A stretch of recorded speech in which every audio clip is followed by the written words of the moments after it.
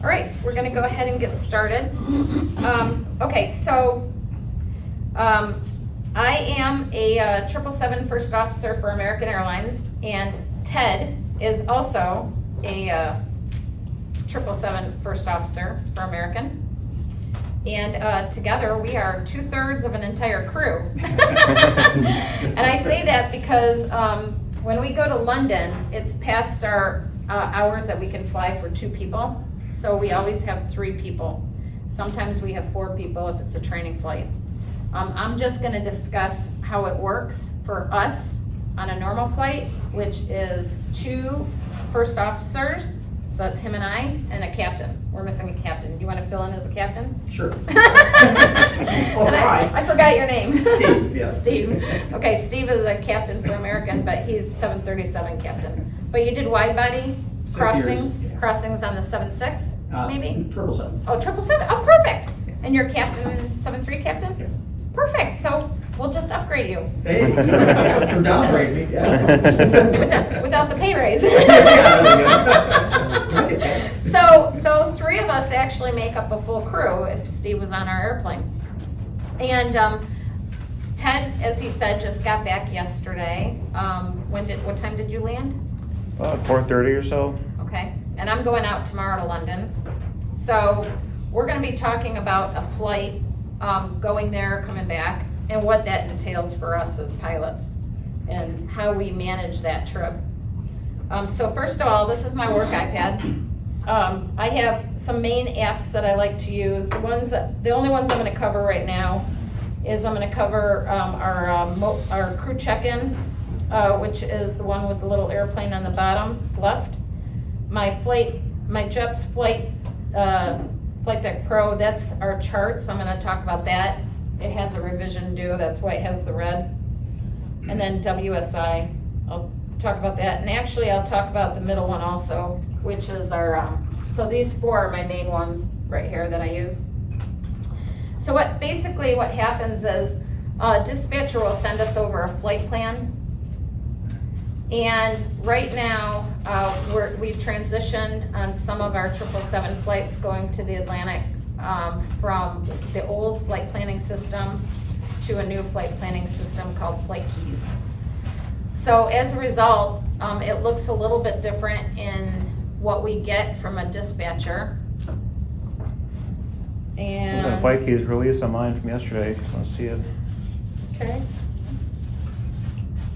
I was actually thinking about, it might be too early, pulling up a flight from right now that's going on.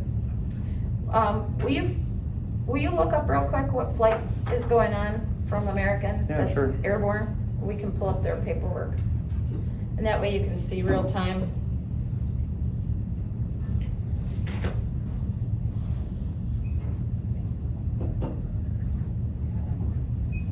So this crew check-in for us, it's called CCI, or we call it mobile CCI, basically has a lot of stuff in it. That's my schedule. That'll be my trip for this week. So tomorrow I'm gonna be flying flight 80. And this is where I'll go ahead and find all my information pertaining to the flight.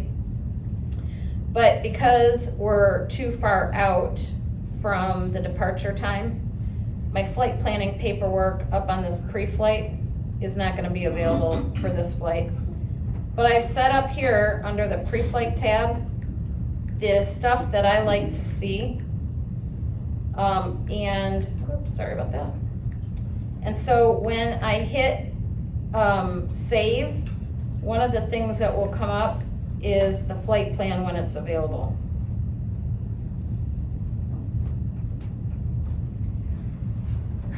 Yeah, actually, let's put yours up if you still have your Yeah, paperwork. I can't get cell service or the Wi-Fi to work, so we can just use yesterday's, I guess. Yeah, that's perfect. Can I plug yours in? Sure. I'll back up here. Okay, that's Yours. perfect. Thank you. Okay, so we're gonna take a look at his flight plan from yesterday, going London back to DFW. Okay, so this is saved in that CCI with the documents, and basically, what we have first is we have our TPS, which is our weight and balance, so that's page 1 there. Here's our weight and balance is next, and this is again part of our new Flight Keys flight planning system. Double tap it to make it full screen, so everybody can see. Oh, it was, okay, there we go. And I've kind of made it, blew it up a little bit. Let's see, you were flight 79 Right. yesterday. Okay, so this is 2 pages worth of our TPS, which is our performance, weight and balance performance. And now here starts the flight plan itself. So what happens is the dispatcher will take a look at the weather. Let me go to that real quick. And what we do as pilots is we download all that. And so you can see here that Ted has selected his flight number, and then the route will populate across the top. And then we can select things to look at. But before we even get to this stage, when we're on the way to the airport or at the airport doing our own flight planning, the dispatcher has already looked at it to figure out what route they want to put us on. They can put us on a random route, or they can put us on established tracks. If they put us on established tracks, we have to maintain certain altitudes, and it has to be certain times a day. If they decide to put us on a random route, they can pretty much do what they want. And the way they choose it mostly, I believe, is around weather, and more importantly, winds. So in the wintertime, the jet stream moves further north.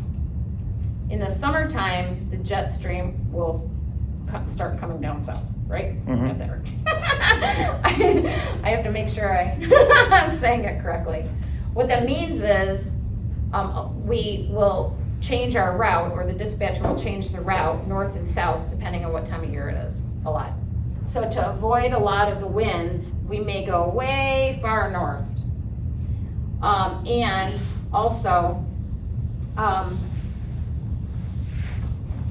you might think that that route would be fairly long versus one that comes a little bit less, and by long I mean in time. We always think about in time.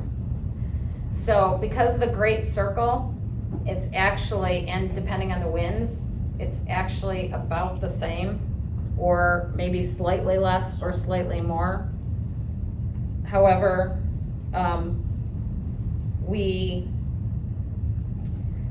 okay, that's not gonna come up.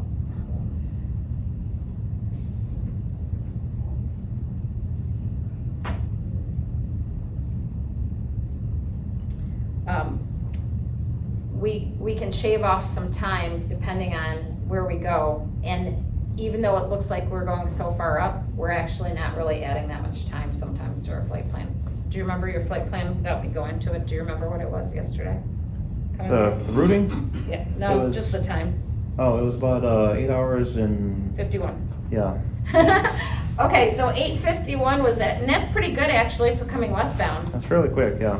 So a lot of times, I like to say it'll be 9-ish hours going there and 10 hours coming back, and anything less than that I feel like is a gain, generally speaking. So 8:51 is pretty good for going on a westbound flight. And then on this one, let's see, did you have a random route? Yes, because it was Yes. so far north.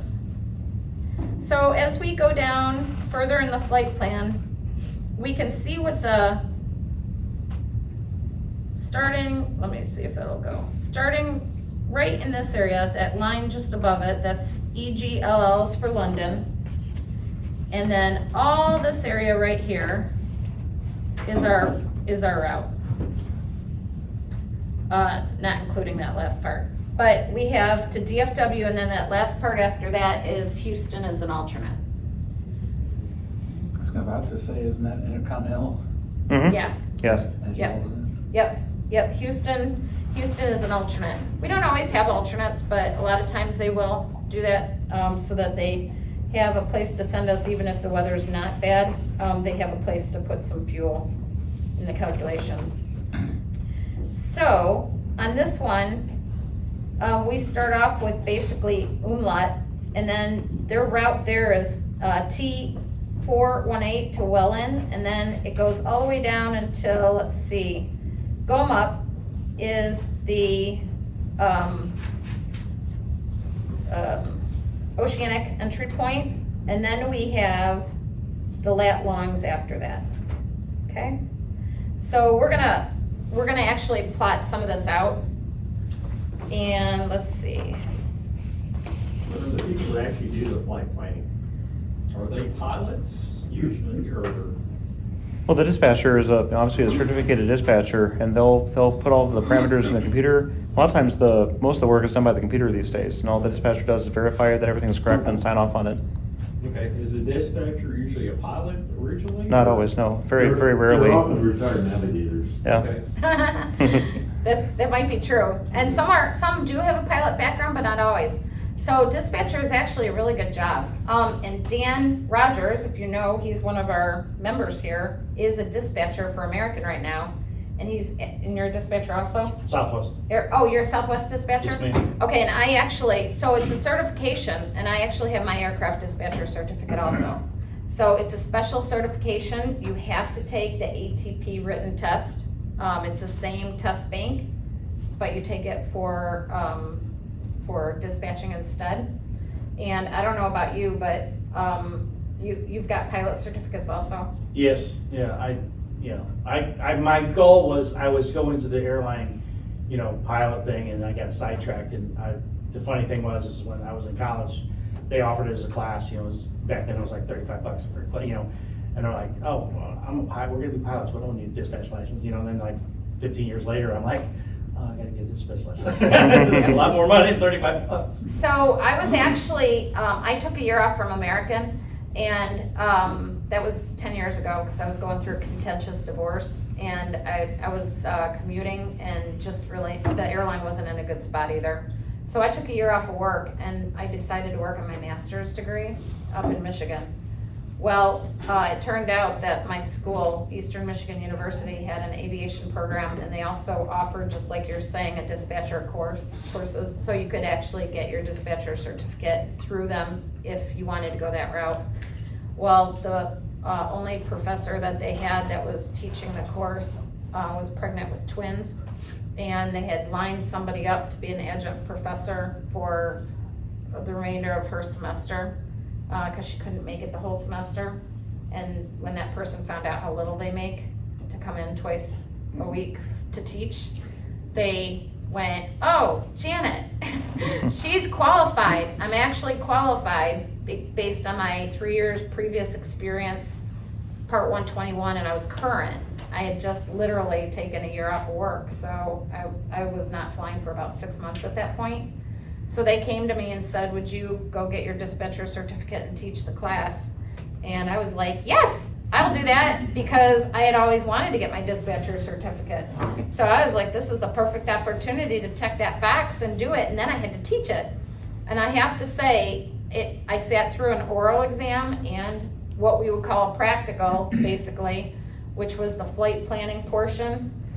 And my, what I would call my kit bag was bigger. I had more stuff and more books in it than anything I've ever carried as a pilot.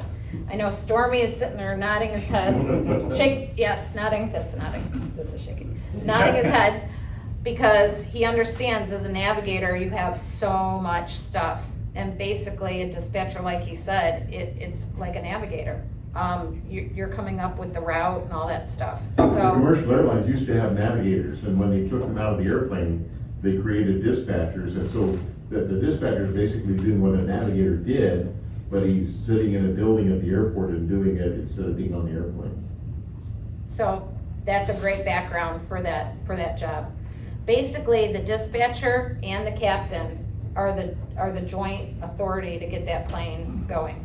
The captain can override and say it's not safe because they're in the moment, and but they have to both decide, this is what we're doing together. And if one or the other doesn't like it, they have the ability to change it with approval from the other person. Okay, Yeah. yes? And this might be a question for both of you. Mhm. When you go in there to talk to the dispatcher, does he have like three options, two or three options besides just one option? He says at all? or- Sometimes, I mean, they'll a lot of times they'll have their choice. Basically, those several ways to send you, and they'll choose one. If you don't like it, the captain can call and say, I want to go this way instead. And there's a variety of reasons, like where if you wanted to go, further south instead of if they had to go on really far north, routing over northern Greenland, and you didn't like the radiation or the distance from divert airports. There's a number of reasons why you might want to change a route to a different route, which the dispatcher would also sign off on. Because you're doing flight planning also at home or at your work office? No, just that when the flight crew gets there, all we do is really collect a lot of this paperwork as actually physical paper, and download all of our things onto our iPad. And then the only paperwork we do is we draw the chart, which you all have in front of you. That's still required to have that in paper form. A lot of times too, ATC will have restrictions and it puts on your routing, you'll go, this looks idiotic, you call the dispatcher, goes, oh yeah, there's something going on with ATC and they want you to go this direction. Yeah. Does the dispatcher write you through, route you through by the TFR that by accident or so? Once you fly long haul, there's a lot of international considerations you have to worry about. Like when we were flying over Russia from India to the U.S., Russia is notorious for springing unannounced military exercises on the airlines. And they say, oh, I'm sorry, this airspace is closed, you gotta go around. And if you don't have fuel, then you gotta stop for fuel somewhere. Yep.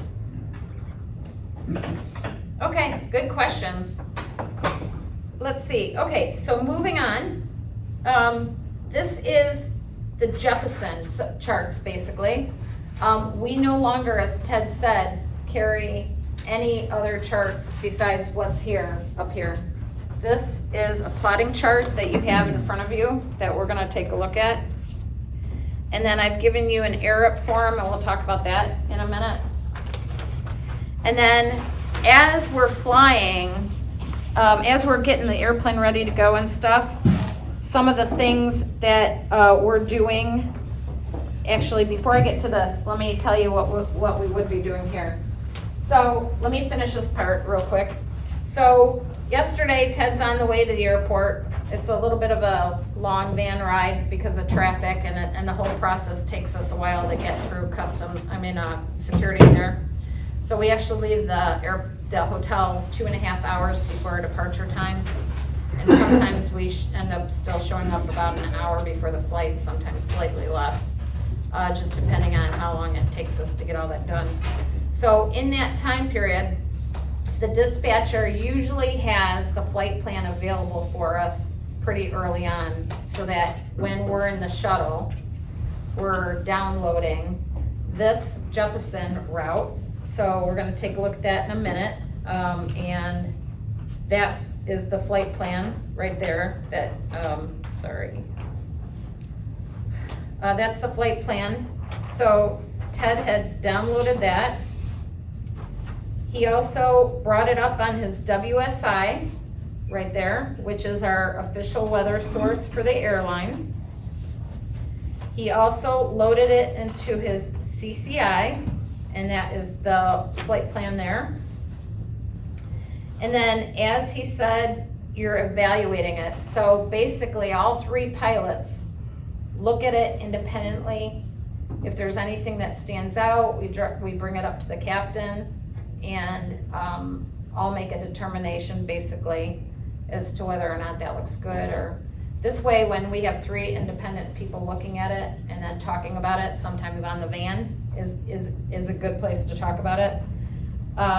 We can discuss whether we think it's okay, that looks good, or if something needs to change, and then the captain would be the one talking to dispatch to coordinate that change. When we get out to the airplane, the FB, I'll be FB, you can be FO. Were you FO or FB? I was FB. Oh, yeah. So let me explain the positions real quick. So the captain, Steve's our captain. we'll have Ted be our FO on this trip, and I'll be the FB, the middle person. So, let's pretend the nose of the airplane is this way. So Steve's sitting here, and Ted's sitting here, and I would be sitting in the jump seat. I am responsible for going down and doing the walk-around inspection, which at London is a big deal. I don't know about you, but I get a little anxious sometimes that I'm gonna get stuck down on the ramp because the security is so tight and not be able to get back up to the plane. But I know they won't go without me, so they can't go without me. As an FB, I'm the relief pilot. Some people will ask what the FB stands for, and there's a joke that FB stands for food boy or food babe. FC is our third FO position. Hi there. You want to sign in over there, please? FC is our third first officer position, and some people will say that stands for film critic. So we have the FC position, 3 of us, when we have an instructor on board. So if we have an instructor pilot, which is going to be the captain, that instructor pilot will either sit in the left seat with a new co-pilot or the right seat with a new captain. And since we can't have the new person up for their portion of the flight, which is basically 6 hours, so we each have a 3-hour break, basically. We'll round it to 9. So I will have a 3-hour break, he would have a 3-hour break, he would have a 3-hour break.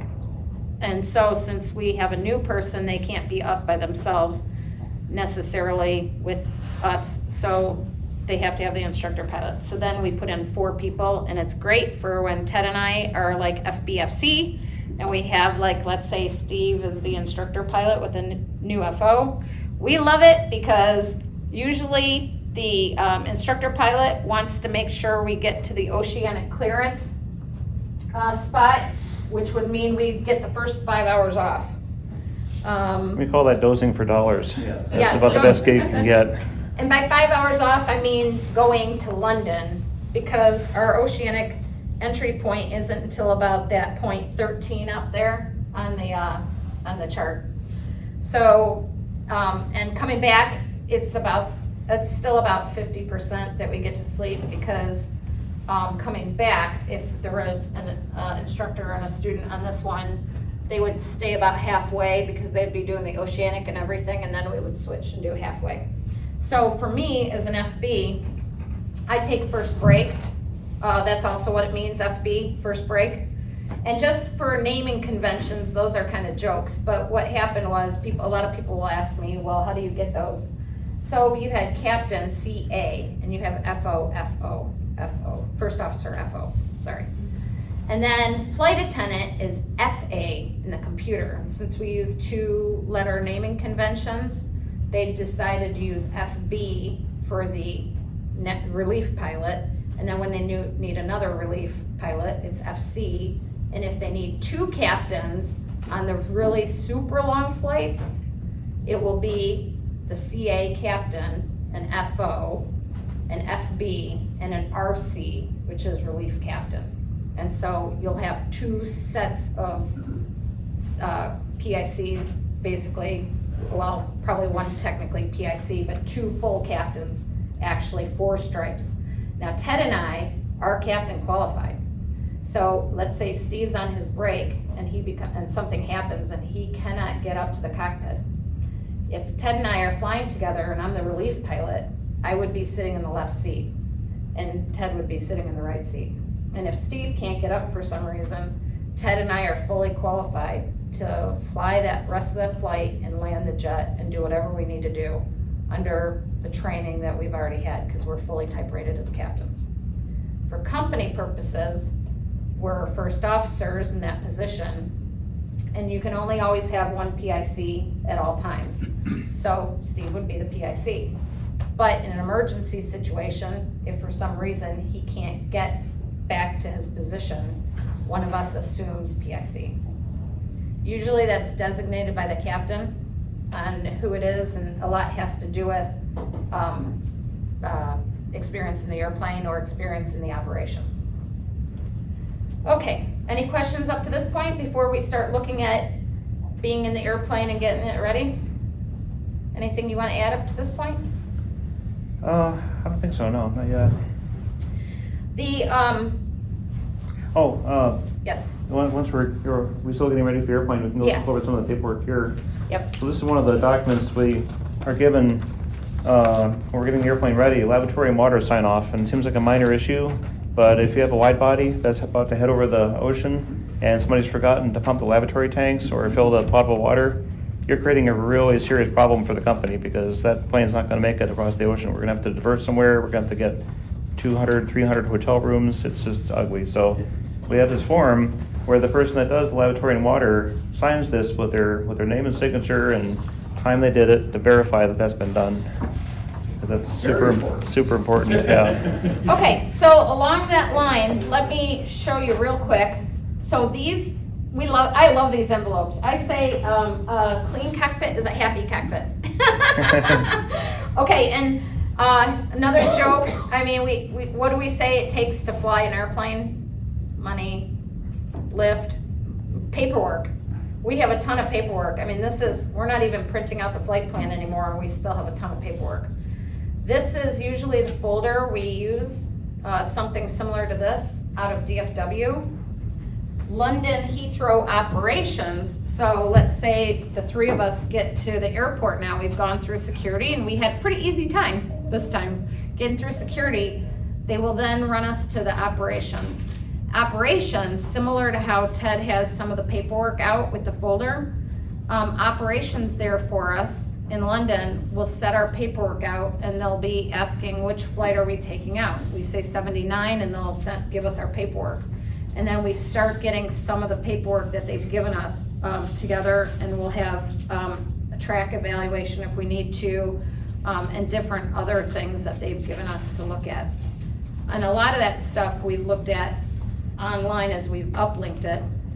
One of the most important things to help us do our job is, and we'll pass this around because I have extras, is the reference guide. For this one, it's the 777-787 Europe Atlantic Reference Guide. This really helps, especially because, keep in mind, a lot of times I'm not gonna say fatigue tired, but it's different time zones, right? So for Ted yesterday, when he took off, we were all sleeping in our bed, right? So your body may or may not have adjusted well to the short 24 hours you were there. And this guide was put together by our instructor pilots, and they update it every once in a while and make sure that it helps not only new pilots, but also it's just a good reference in case, you're not all together there right away, or you've woken up from your nap and it takes time to get back into it. It gives us things like our logon for CPDLC. We'll talk about that, and I can show you pictures on that. So I'm gonna send some of this paperwork around so you can see what it's like. I have 2 sets. I'll send one on each side, and you can just breeze through some of the paperwork and see what you think. Take as much time as you need to go through it, and then send it on your way. You can have that one. So in London does a nice briefing on top. In fact, I'll use yours as a reference because you probably still have it, right? So, thank you.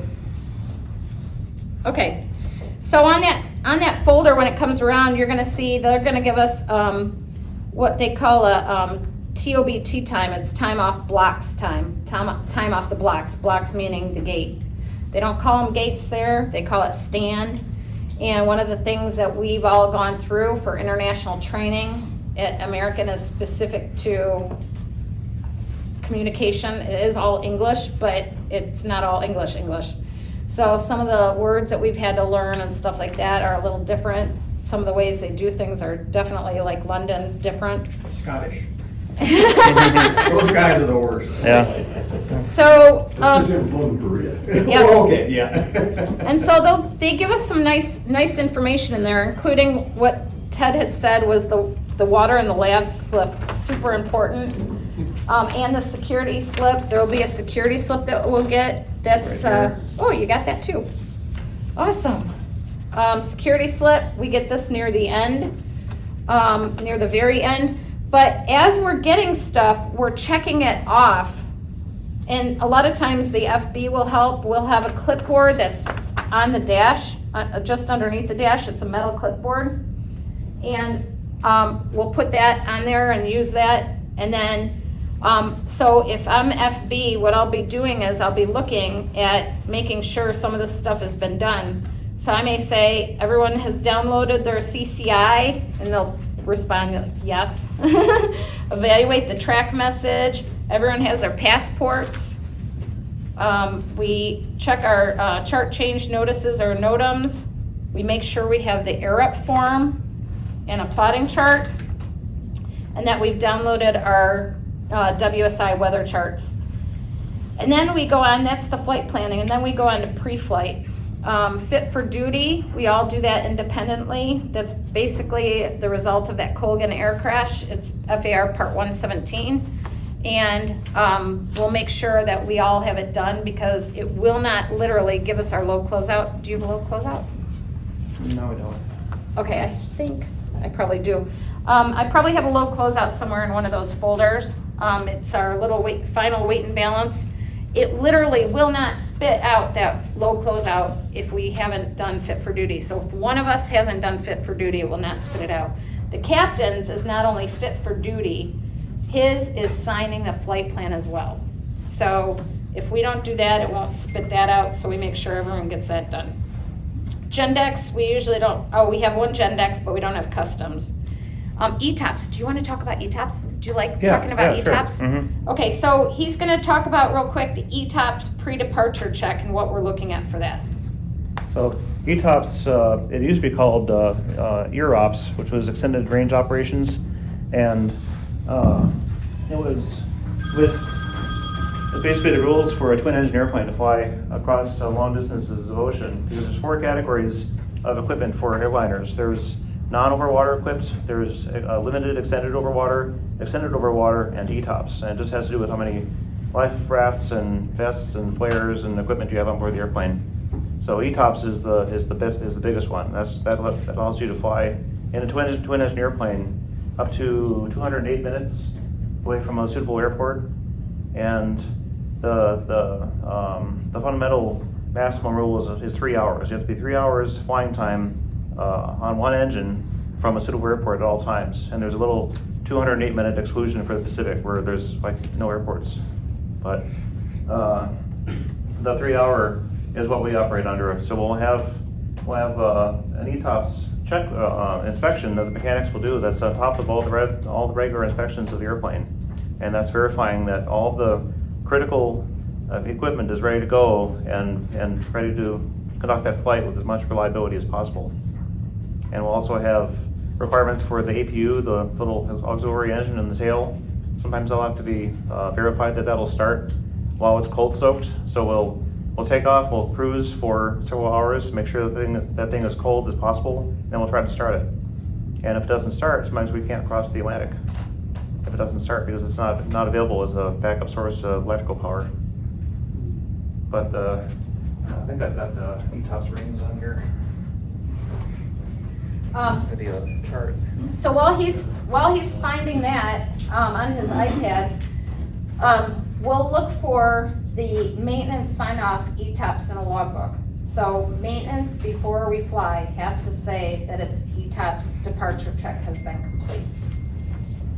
So this is the chart that shows us our ETOPS airports. What we do when we put our flight plan together, we'll have a separate page on our flight computer where we can put rings on the physical navigation screen on the airplane, and we'll depict some of these. So as we fly across this airspace, we know, for instance, when we leave, like this is Halifax, this is St. John, Gander. Once we leave this airspace, once we reach this point right here, we're in ETOPS airspace. So let's say we're heading out across the Atlantic and we're right there and something breaks. And we have to do a checklist and run the checklist for that failed component. And then we'll have to go to the ETOPS checklist, which is separate. And that basically asks us, can we cross the Atlantic? Can we enter ETOPS airspace with this failed component? So if we can't, guess what? It'll make a U-turn and land somewhere.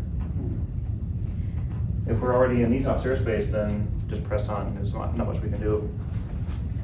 Okay, let You me, guys compute like an equal time point? Yes, we do. Yeah, there's, like for this flight, our en route waypoints, Shannon is a big one. Initially, when you leave London's about right here maybe. So Shannon will be our closest airport. And at some point, Keflavik, which is right here, will be our closest.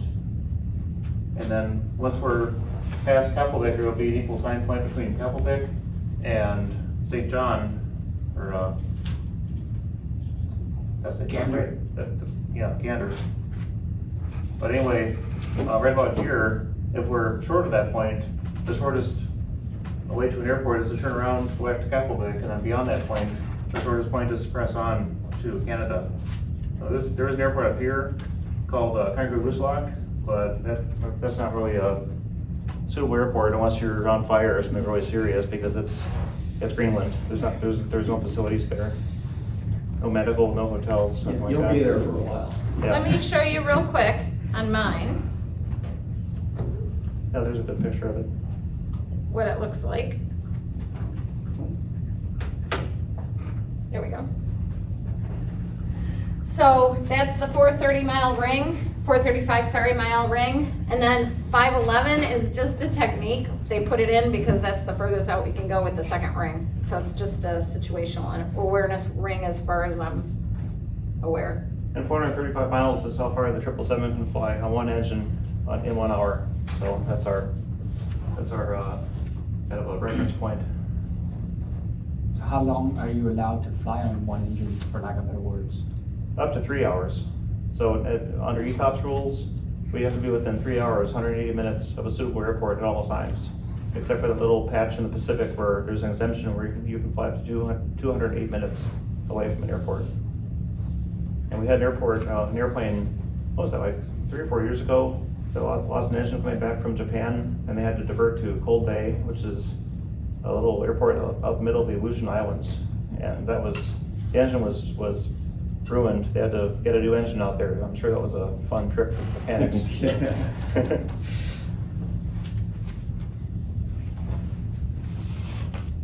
Okay. How much, I hate asking this, how much distance does a 777 need, runway length, to land on a single engine? Oh, Well, the 777 Actually- is very, yeah, let's pull that up real quick. yeah. Okay, 777 is well, actually let's a pull it very up. good short field airplane. Will I pull it up? Why don't you, hold on, I'll do it based on your takeoff number Yeah. yesterday. Okay, and you can explain what I'm So I doing. can say there's an app for that. So we have a takeoff landing distance application here that'll cover both normal and non-normal landings. You in a 200 or 300? 200. Okay, so he's gonna show you what I'm doing right now. So if we ever need to, let's do a regular landing first. This is the normal landing distance. What she's going to do is go through here and give it all the parameters, and it's going to tell us exactly how much distance we need, how much runway we need to land the airplane.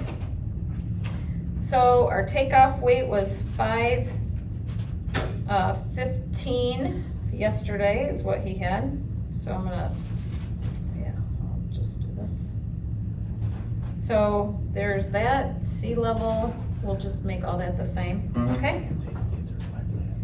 So that is with everything fine if we had to just do an air return. So this is ideal conditions. This is the maximum flap setting, both thrust reversers are available, and maximum manual braking. And then what that means standing on the brakes. That's gonna be very uncomfortable for the passengers. That's something they never do in practical operations, because it will stop.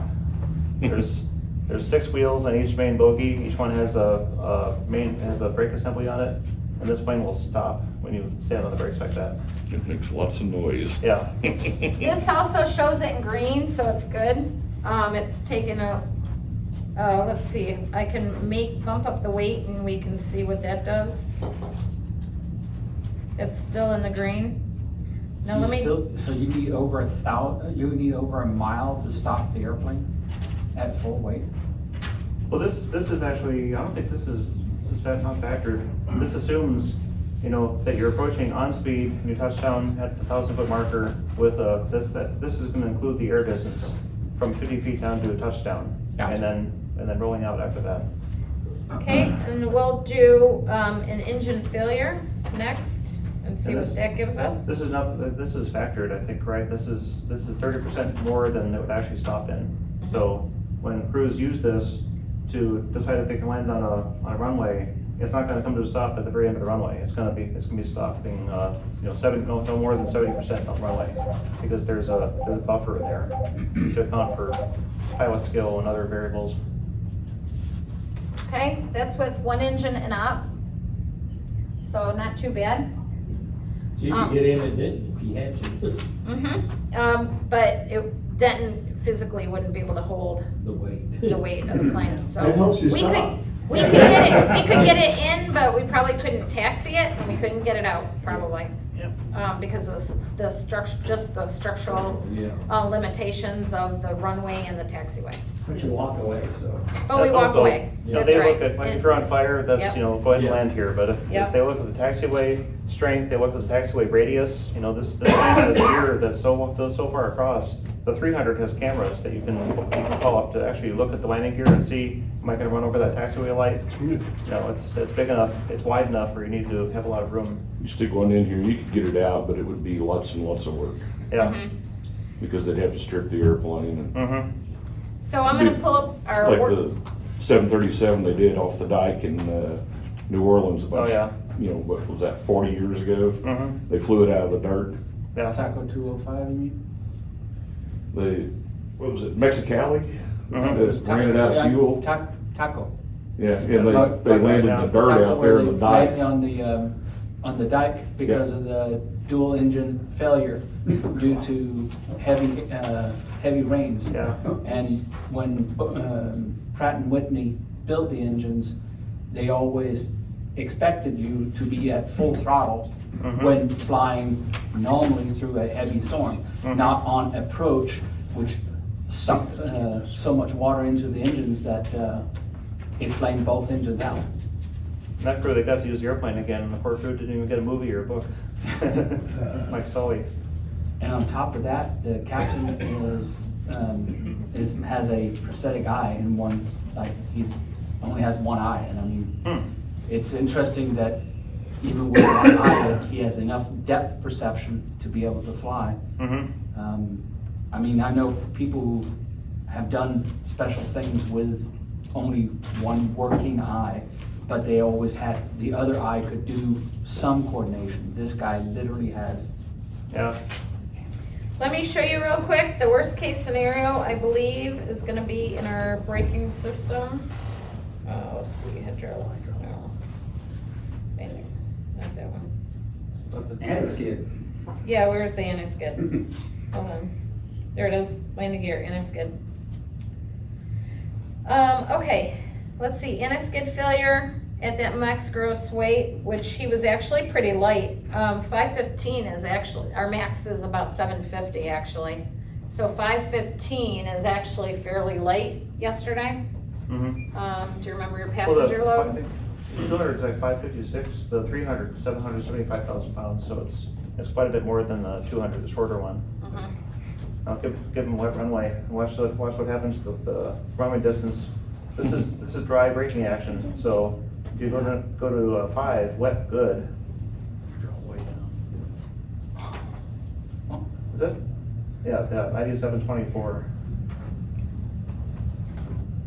And they're at You poor, can see the numbers medium. get pretty big pretty quickly, and this is, It's in the which middle. malfunction do you have? I Now did you're- Now you're anti-skid talking about failure. going to Edwards. Yeah, I did anti-skid failure under poor would be not good. Under normal conditions though, like for instance, the controllers at DFW Airport used to not put the 777 over on 17 left, which is their outboard runway that's shorter than the others, because they assume it's a big airplane and needs a long runway. But we can land on 17 left all day long.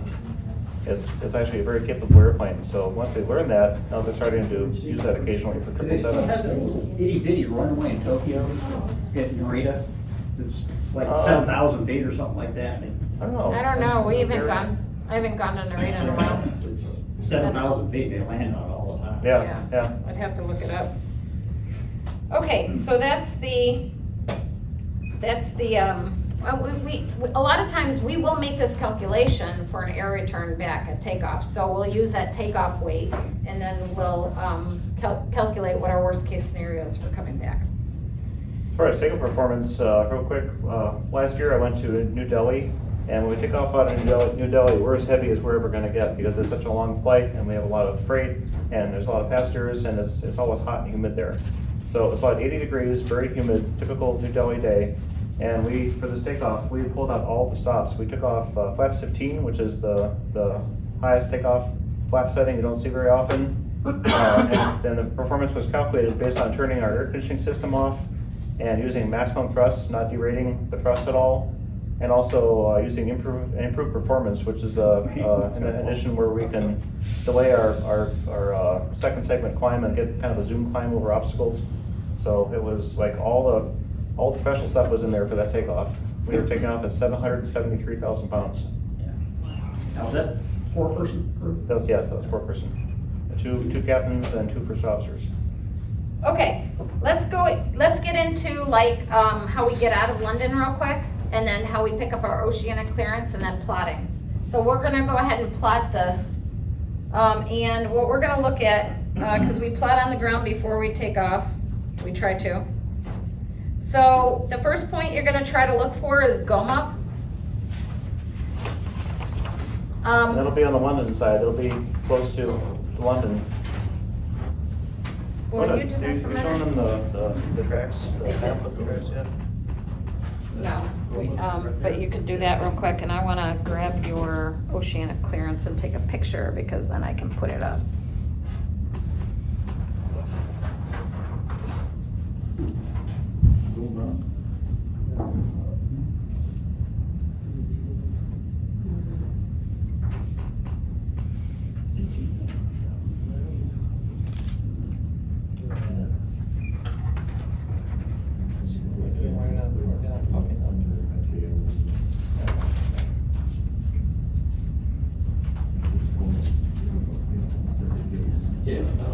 But here's a good picture of the NATs. The NATs, North Atlantic Tracks, are a series of organized airways that cross the Atlantic. You've got a bunch of airplanes going over to Europe, and you've got a bunch of airplanes coming back. And these change every day. They change location based on winds, based on if volcanic ash is a factor, based on radiation, based on ozone. There's a number of things that they take into account. So if you're filed on an organized track, when you get to the entry point here, you're going to be on one of those lines the whole way to the exit point there. And then some flights are on what's called a random route, which can be either part of a track or jumping from track to track, which they do sometimes, or sometimes it's just off, on your own route, like this one is. So this one's not on an organized track. Actually, I think these are today's tracks, but the flights from yesterday, so that could have been close to one of the tracks yesterday. Okay, so we're gonna start plotting those points, and going back to that, it is, so does everyone have GOMUP? Mm-hmm. Okay, the next one is 59 north, 20 west. I took pictures of yours, so I'll put that next. And I have pictures that I took of how it looks in the plane too. Okay. On the position report. Mhm. Yeah, okay. So we'll get them plotted. We'll get all of them plotted, and then we'll look at what it looks like to get the oceanic clearance that he has over there. So you find Okay. your latitude and then come across to your longitude. So does everyone have 59 north, 20 west put in? After that, it's 60 north, 30 west. So mark that point, 60 north, 30 west. After 60 north, 40 west. 60 north, 40 west. After that one is gonna be 59 north, 050 west. And then Avuti, A-V-U-T-I, over by Canada. all the DCTs mean direct when you're looking at this flight plan. Okay, after you get all What was the those, coast to fix? A booty? Voodoo. Okay. After you mark all those, I'm gonna show you what it looks like when we put it on the chart. We're gonna look at Ted's and how he actually has it labeled. So has everyone got those? Okay. Does anyone need pencils or pens that wanna do it? Yeah, pencil would be great. Okay. Do we have here? I have a pen I can, That's fine, it don't matter. I have a pen. Yeah. Ben? Does anyone else need one? Any? Had next. I think it's more. Should be over here somewhere. And there's a pen on the sign up roster too, so you can sit. Yeah, a booty. There's what? There's a pen on the sign up roster. Oh, yeah. Does anyone need one? Yeah, I almost Anyone? stole that. You want one? I forgot I was gonna bring some. Yeah. Okay. So the pilot says, hey, can you give me a pen? Okay, I'm gonna switch to the map now and show you what it looks like. See if you have something similar. Okay, so this is Ted's work yesterday. Did you plot it? No, Did the you do FO the plotting? FO Oh, the plotted FO this one, plotted yeah. this one. Okay, so there's Goma, and then 59, and the naming convention, to make it short, is 5920 north, and then 6030 north, 6040 north, and that last one was 5950 north, I believe. Yep. And then Avudi. And then we draw lines. London is really good, London operations is really good for us. They have really long rulers on the table for us to use. And we draw our lines and we circle our points. And then we compare it to what they give us. At this point, You notice the row of fixes here, where a booty is, and there's another row right here. These are transitional routes, and if you look at the FD Pro, this is gonna be, hold on, you have to go back to yours. it should be on there, but try this one. Yeah, do that one.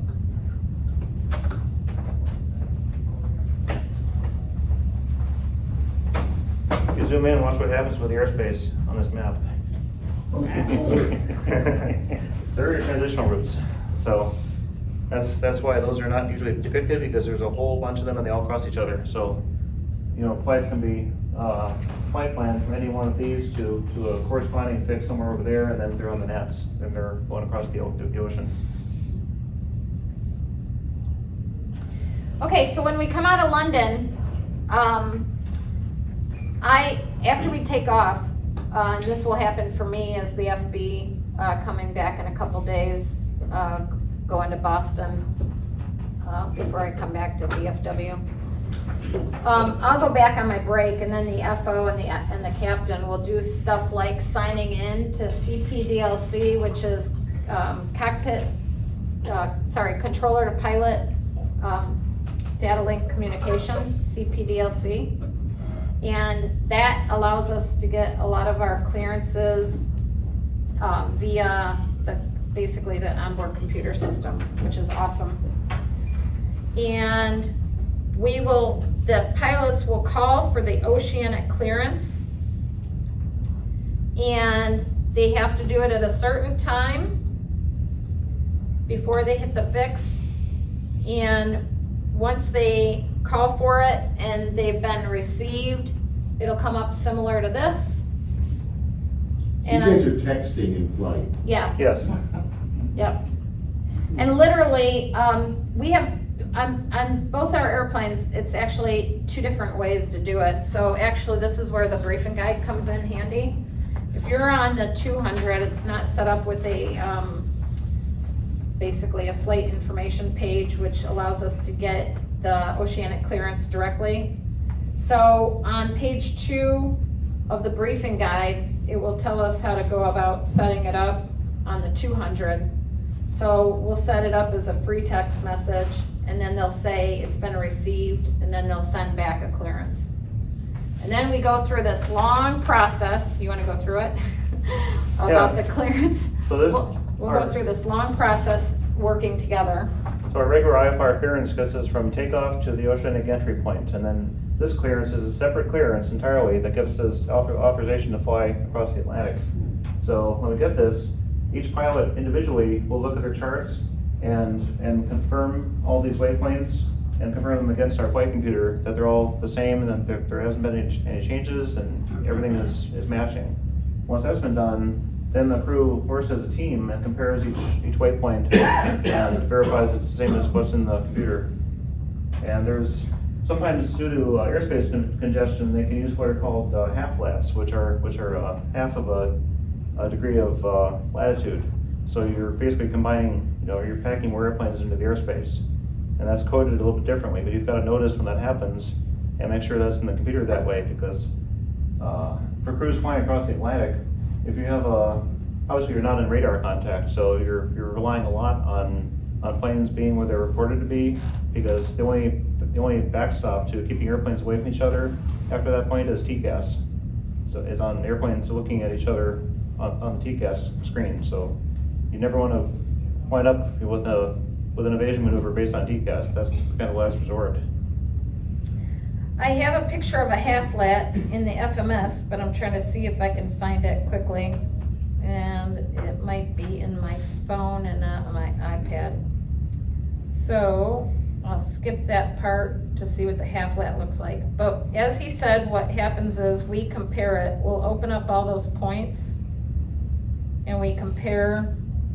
Similar to this, we'll bring, I know it's a little blurry on that side, but we'll bring each point down and we'll read it and make sure that that it's basically all zeros. If it's not all zeros, it's a half flat.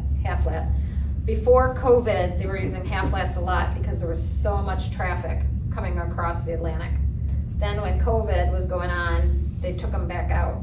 And now they're throwing them in there again a little bit sometimes. I've actually had a half flat, not the entire route, but going to Seattle, it was just a point that was from London to Seattle. It was just a point that was actually a half flat. But the naming convention on our FMS, Flight Management System computer, is like that. So the only way you can tell what that 54, North 54 actually is bringing it down, and then it expands it and it reads out the zeros or not the zeros, depending on what it actually is. So after we do the route verification, then we'll end up flying this. And let's see, I'm trying to see, maybe it was on my, dang it. Well, let me go to this page real quick. We'll end up doing a position report. Let me see. Okay, this is not the position report. This is our HFs. We'll talk about this real quick and then we'll do a position report. So you want to talk about this? Yeah, so when airplanes are far away from land, obviously, normally we use VHF communication, which is line of sight, and it's fairly short range. It's about 150 miles, about as far as it'll go. And so beyond that range, we use HF, which is a much older communication system. It's lower frequencies and it's more power, a lot more power, and it can go much farther distances.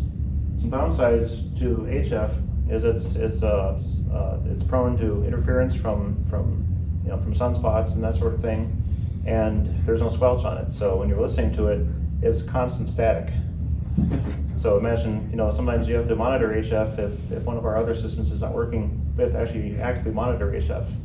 So we have to not only listen to the constant static, we also have to listen to people's cell call codes, which is like it's like a paging system where air traffic control can page an airplane by typing in 4 letters, and it'll send out tones over HF. They're like, oh, and that'll trigger a bell in the cockpit of the airplane saying, I want to talk to you. So that's constantly going off on HF.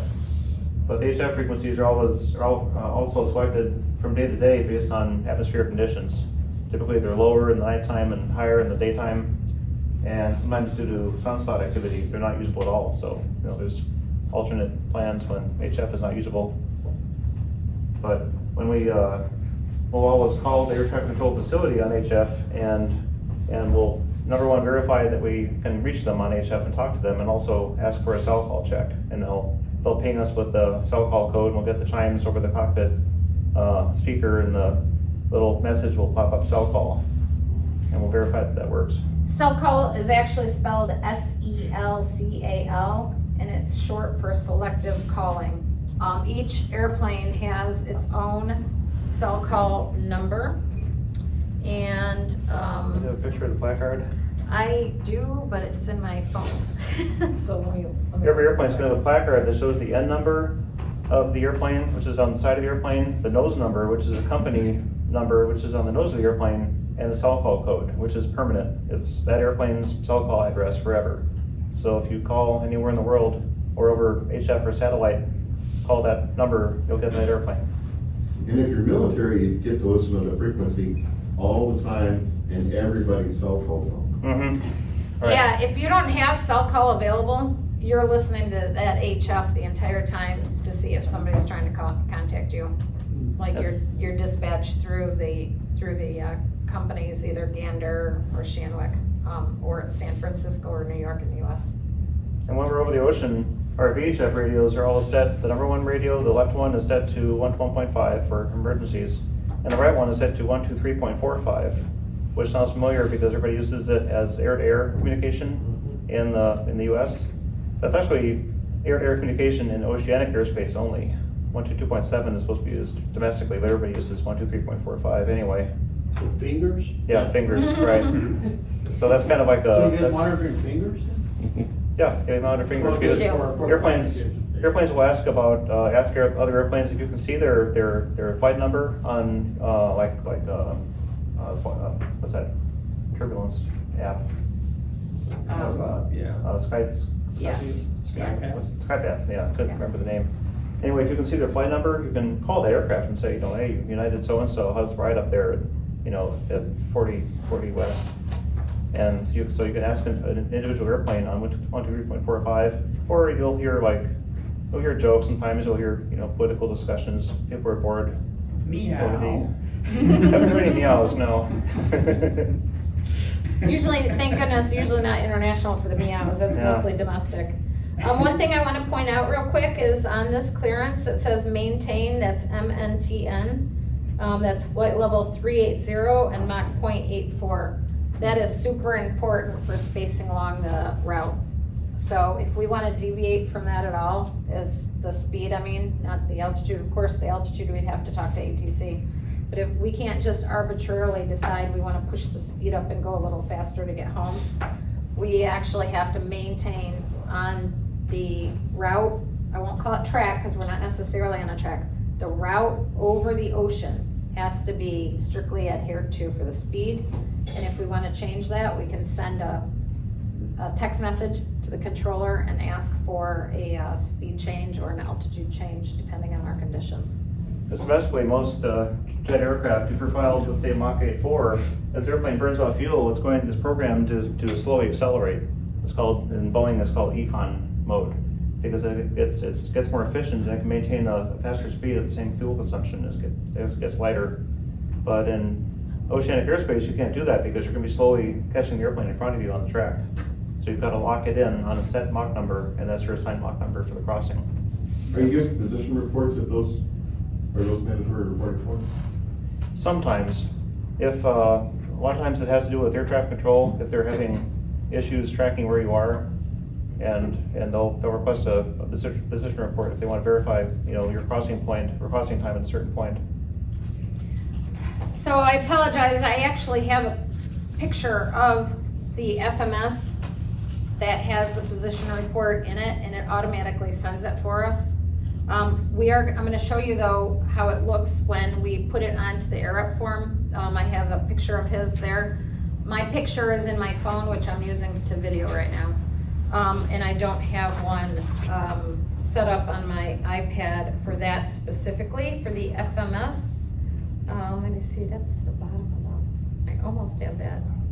So on our, I can show you after, but it comes up basically, oh, there's an example of an expanded. Yeah. We're pulling it down and it's all zeros, that's an expanded. On this FMS, when we hit progress, then there's another prompt that says position report, and it lays it all out exactly how we're gonna see it on the form right here. And we're gonna actually do one with you right now. This FMS is based on 386 computer architecture, so there's not a lot of storage space available in this computer. So it, you know, like the naming conventions here, it doesn't have the computer bandwidth to expand that out. That's why we have to expand it to show the actual latitude, longitude, all the way up to OS 0. A picture of the area form. Yep, and if you look close, we hadn't, when I took the picture, we hadn't locked in the speed right there of 0.84 yet. You can see that because it's 0.837 Mach, and then it switches to 0.84. So just like he was saying that it's programmed in Econ to speed up as you burn off fuel, we hadn't locked in the speed when I took this picture because we weren't quite at the point where we needed to lock in the speed. Okay, what was your question? Do you have a picture of the AirRep form? Yes, I do. We're gonna pull that up so you can see it right now. Okay, this is the AirRep form that you have in front of us. Let me talk about real quick the frequencies up on top and the form up on top, and then I'll have Ted do the first point, the first reporting point. So up on the top, as we're flying along our flight, what he was talking about with the HF is we put down, so we talked to Shanwick first. Shanwick is a facility that's joint word between Shannon and Prestwick. So that's how they put them together and they get Shanwick, okay? So Shanwick is who we talked to for the eastern portion of the Oceanic. Gander is who we talked to next. So coming for the HFs on the top, and this is mainly so that when we do the switch and me as FB comes up and relieves either the captain or the first officer, I can see what frequencies are coming up and if they've done the frequencies and if they've done the cell call checks and what those are. So up on the top upper left, it says Shanwick, that's short for Shanwick. Our primary frequency is 6547 and our secondary was 8879. I can see that they did a cell call check and it checked good. Later on in the flight, it's gonna switch to Gander. 8864 is gonna be the primary and 11279 is the secondary. That cell call, as I mentioned earlier, in this case was Kilo Lima Mike Sierra. If there was one time about 3 months ago or so that the entire CPDLC went down for the entire ocean. Shanwick didn't have it and Gander didn't have it. What that meant, we were coming out of London, what that meant was every single point was a mandatory reporting point because our computer was not sending the automated position reports. That's an emergency. It was a busy frequency, and the AirUp form is designed to just read it in order, so we'll go through that. But he'll talk to you about first what we're writing down. And like I said, I wish I had the picture, but it's on my phone of what the position report looks like on the FMS. I can show it to you after if you're interested. But we'll go ahead and have him do that, and then we'll speak it out to you so you can see how it would be if we're making a position report by voice. So yeah, the cell call code is written right up there. And then if we're gonna make a position report, this form is set up so you can just read right down the column and give air traffic control your position report. So let's say we're right here, we're gonna key up the correct HF frequency. And when you're using HF, you gotta make sure that it's tuned correctly, and also make sure there's no conversation going on between air traffic control and another computer, because it's another airplane. It's a party line, so it's just like a VHF frequency. And reception is bad enough. There might be somebody else talking, and you won't be able to necessarily hear them. So you want to make sure that the controller is listening and the frequencies available before you read all this off. Do you have one of your things that's filled out from yesterday or not? Like this? Oh, no, they threw those away. Okay, so let me show you real quick where we're getting those numbers from. So, hold on one second.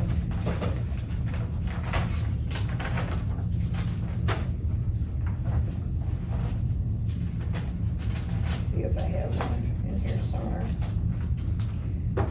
Do I have one on the top there? Just separate? No. One thing about the numbers, when you read numbers internationally, you use the ICAO alphabet and you don't use conjunctions like we use in this country. Like our flight number is 79. You wouldn't say 79, you would say 79er, because a lot of the controllers, English is their second language and they're conversant in aviation English, but they may not necessarily understand. If you say 14, they don't know that means 1-4. So you always enunciate each number when you're on international frequencies. So for the position report, you would say, Gander, American 79er position report, and they would call back and say, American 79er, go ahead. They would say, American 79er, position 60 north, 040 west at 1402 Zulu at flight level 380. Estimating 59er north, 050 west at 1441 Zulu, Abuji next, and fuel 111.1. And they would read that back, and that lets them track where you are. And the stuff on the bottom here is just additional stuff. We track like the temperature outside the airplane, the wind, and this is oil quantity for each engine, because we want to track if an engine is slowly losing oil. That's important to know. And then this is our crew oxygen pressure, because our crew oxygen is gaseous, so we track that pressure too to see if we're losing pressure. So what happens is when we first take off, once we're airborne, the company then knows the time en route, so it was 8:51. So they'll add 8:51 to our off time, and they'll spit out a form that looks like this, which is all the points. It has the time for the points, it has the altitudes and the speed, and it has our fuel, what they expect our fuel to be. So this is, it's basically a time and fuel log that we keep.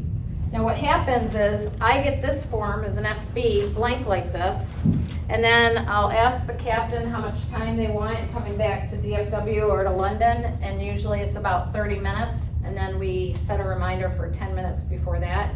So that means that the last person coming back on break, coming in, would have 30 minutes in the seat to get adjusted. The pilot flying almost always is the last, is the person who has the middle break. That way they're flying in the beginning, they have a middle break, and then they wake up enough mentally to get adjusted for the last 3 hours they're actually flying. And the person who's on the last break has a little bit of time to get back in the seat and get oriented. That is quite a bit to do. Some people like 45 minutes if they're new, especially going into London, because it can take a little while to get adjusted. If you're new or if it's odd hours, you might want a little extra time. But then what we'll do is, we'll take this and we'll figure out our breaks. And somebody will draw a line usually and put what times the breaks are, and then we'll set the breaks up as a reminder. Where the position report information comes from, we also fill it out on the ARIP form, and we fill it out on here also. So once we pass the fix, we'll put down the time and we'll compare the fuel as to what the projected was. This gives us a good indication if we're burning too much fuel. Also, if you had a fuel leak, you could maybe determine it quicker this way also, before the computer shows up that you have a fuel leak. And some of the longer flights, the release that we're going to get is going to be different. It's going to be a redispatch release, which means we're going to have a point in space where we're going to have a certain minimum amount of fuel to continue to the destination. And if we don't have that, guess what? We're not going to make it to the destination. We're going to have to stop for fuel. And that's something that's done on the really long flights like Doha and New Delhi. Yep, so and when we get to that, before we get to that redispatch point, we will get a notification from dispatch saying that they agree that we have enough fuel to keep going on to our destination, or we'll have to go to our original point that they were dispatching us to fuel up.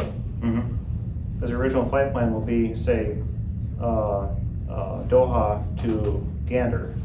And then Gander is your destination. If you have enough minimum fuel, then you can redispatch at that point to Kennedy, New York Kennedy. Okay, let me show you real quick some things that are interesting about this JEPS FD Pro. Hold on one second. All right, that was the Oceanic, the AirUp form. Anyone have questions about the AirUp form? Okay, and the plotting chart. Okay, I'm gonna switch back to TEBS and show you some cool features on our chart. So, where I'm at right now is I'm in this high IFR where I can see everything here, and it has airspace and stuff. It shows our points. We can zoom in, and as you see, it gets a little bit busy. He's got a lot of things selected on the right-hand side, which is what makes it a little bit busy. It has just our route on here with our points. Whoops. If we click on a number, it will show you specific information about that area, okay? Let me look here, see if I can pull up a picture of. And these same boxes are on your charts. These are called flight information regions or FIRs, and they're airspace regions that one air traffic control facility is in charge of. So you'll see those marked on your chart as well. When you cross the border, you're going to be contacting the next controller. What is the difference, if I may ask, between the purple and brown alternate?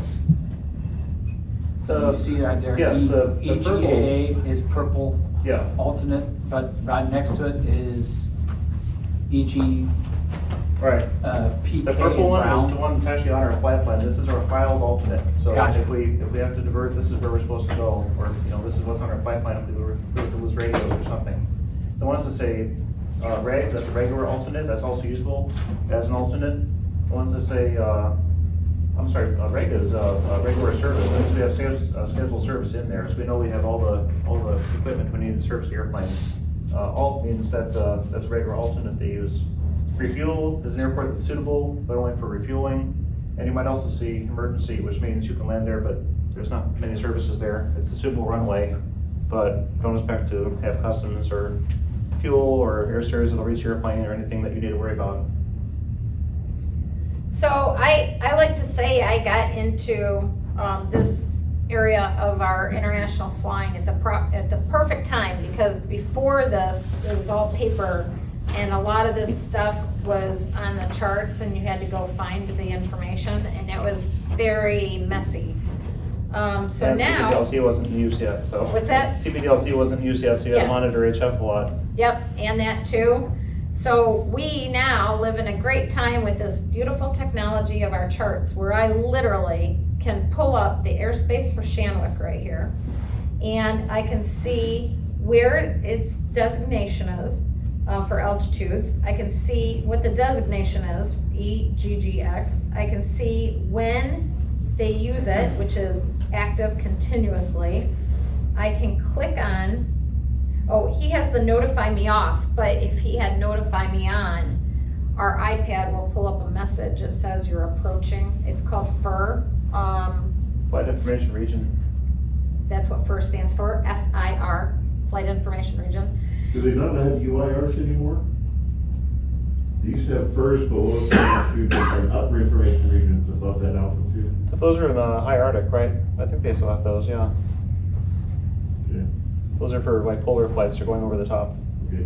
It used to be, not just polar, that was North Atlantic, South Atlantic, and Pacific too. Really? Huh. Maybe that was before CPDLC. I'm not sure. You can see on the upper top where it says the FIR, FIRs. So it might be, they may still have them, but it might be at that upper, see how it says 420, so maybe above that is that one. And then I can click this communications, let's see, it's supposed to pull up. Why isn't it? Oh, are you on? I should still have it. Oh, there is UIR. So see all Scottish UIR comms on the bottom right there. So anyway, we do have some, now that's Scottish, that's talking about Scottish, but we have frequencies available to us. And that is very helpful for when sometimes we lose a frequency, we can try to go on there and see if we can get ATC by one of the frequencies listed. And then there's that CPDLC, it'll say CPDLC services are available with a logon address of EGPX, and it'll tell you where that is. So for that specific, now that's for the Scottish. The CPDLC is just what the controllers can do is they can give you actual instructions over the basically by text message. So we've got a message that pops up. It says climb and maintain flight level 400, and it has accept and reject. So if you push accept, it'll turn green. It'll send a message back to the controller that says yes, I'm going to do that, and then you'll climb to 400, and you can do it without any communication over the radio or over HF or VHF. So it shows GOMUP as our en route fix, and I can pull it up and I can get more information about GOMUP. And then for the Shanwick, let's see, there we go. Now let's see if the communications comes up. There we go. So that's Shanwick, and then I can see the communications available to me if I need to talk to them and I'm not talking to them through CPDLC. There are also SATCOM phone numbers here, so if you can't communicate with them by other means, you can call them on the SAT phone. And that's kind of the last resort because it's big bucks per call for the company. So technically out there, the company has several ways of actually locating us. We do have ADS, it's not B, where it used to be, it's ADS-C. Out there across the Atlantic, that's actually our main way for them to track us. And then we have CPDLC, and we have the SATCOM, as he said, and then the cell call. So they have many ways of tracking and communicating with us. And I take it now since Moss, what was it? The Malaysian Airlines, when it went down, that Nothing's changed with that. They that's- still had all the information available then Mhm. for the Malaysia that disappeared 370, I Yeah. think it was. yeah. They had all the information, so. But I think it was ADSC that kept pinging the system. That's why they realized the airplane was still airborne for like 5 more hours. So Yeah, they I mean, never. it was the engines sending information, or Mhm. sending the ping back, saying that, but Moss didn't pay for the service, which is why there was no additional information. It just made the handshake, which is Mhm, what's right. causing. But I thought now it became basically a ruling that they have to, with that ping, it has to also give you the position report. I don't believe so. I think it a lot depends on what the airline actually pays for it too. For instance, Well- like when Air France, what was the flight number? The one that went down in the 447? mid-Atlantic? 447. Yeah. That's You know, they were- that's prior to Moss though. That airplane was sending continuous messages about system failures up ahead to the next station saying, this is broken, oh, this is broken, oh, this is happening, and it's sending all these messages of what's happening real time before the airplane hit the water. Right. That was helpful in the investigation. Right, but with Moss, what they learned from that, which is what I believe was changed, is that the engines now send also the GPS information back with the handshake, even if you're not paying for the service at all. Mm. You will know every hour, or about once an hour, guaranteed what location was this ping from. Mm-hmm. Yeah, it makes sense. It's easy enough to do. So sometime if you're bored, at night, you can take a look at Flight Radar 24 and you can see all the planes going Mhm. across the Atlantic. You'll Sorta. see. Quality jet. If you decide you wanna take a look at my flight tomorrow, that is, let me see, Flight 80 tomorrow night. And what I have up here is at 30 West is where Gander's airspace begins when we're coming westbound.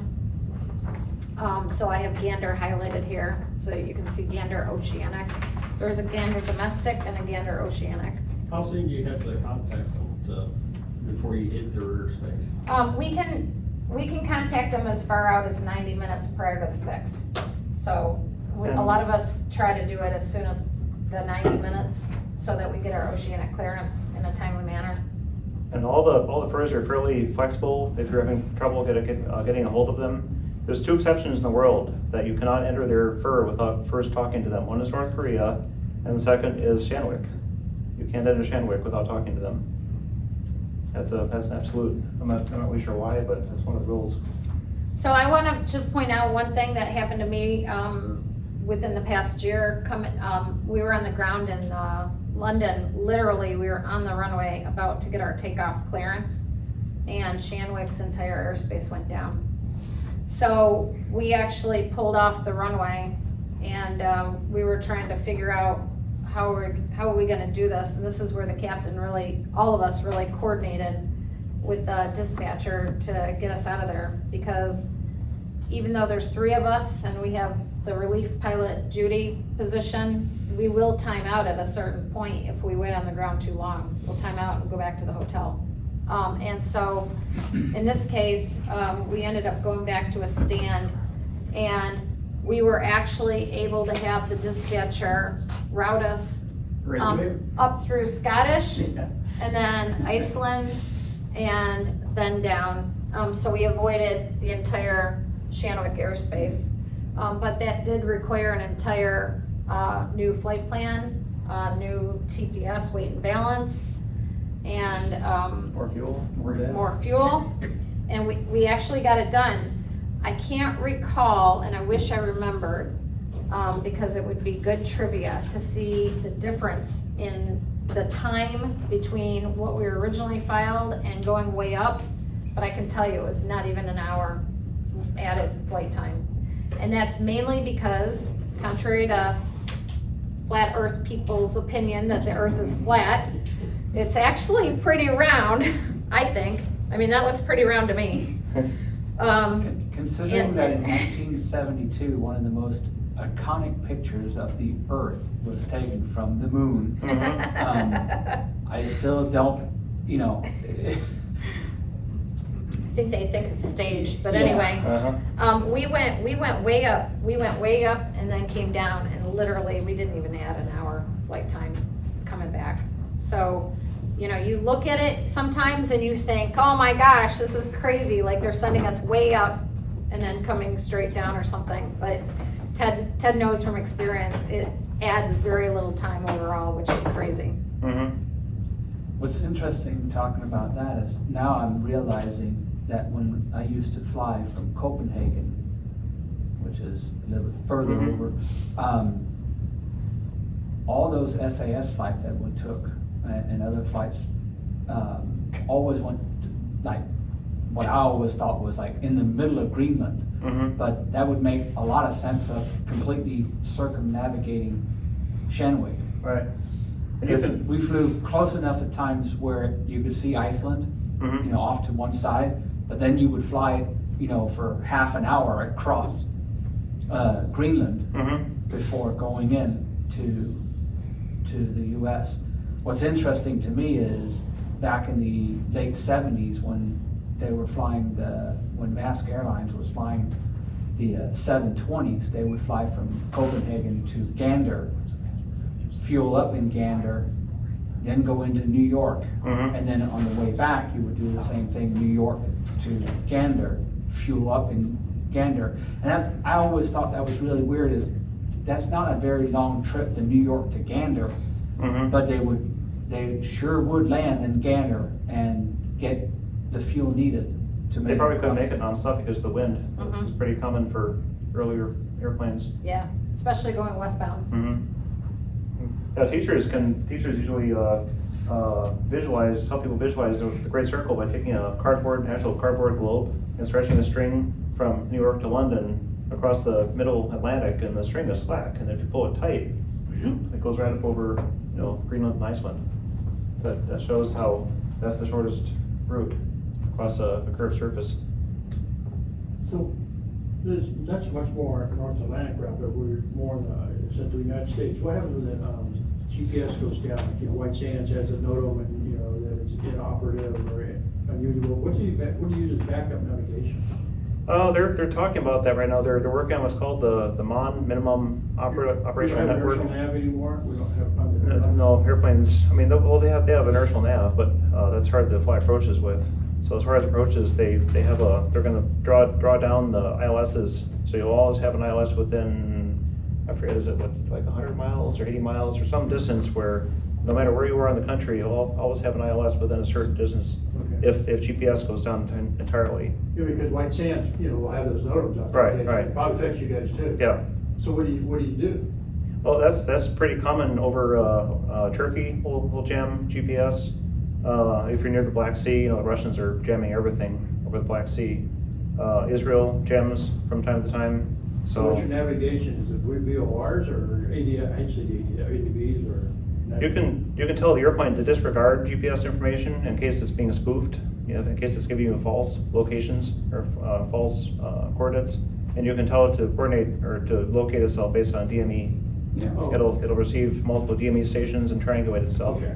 Some of the airplanes have AE embedded GPS INS, so it's basically an INS system INS? Mhm. that has a GPS receiver and it updates itself off the GPS Mhm. when it's available. And it always uses whatever is most accurate. So it'll warn you if the GPS is starting to go wonky, it'll warn you. Let me bring up real quick on this picture real quick, a couple things. This is an eastbound flight going to London. And you can see the wind vector up here is 315 degrees at 111 knots. They're using the tailwind. In this case, they like to use the tailwind going eastbound if they can. And they avoid the wind going west if they can. This one right here shows the required nav performance on the bottom, RNP, required nav performance, that's 4.0, that's miles, I believe. Yes. And then the ANP is actual nav performance. So we can see if the ANP ever exceeds the RNP, we get a caution message that comes up in several places. And RMP means in this airspace, you need to know where you are within 4 miles. And that'll go up and down based on where you are. Okay, let's see. Any questions so far?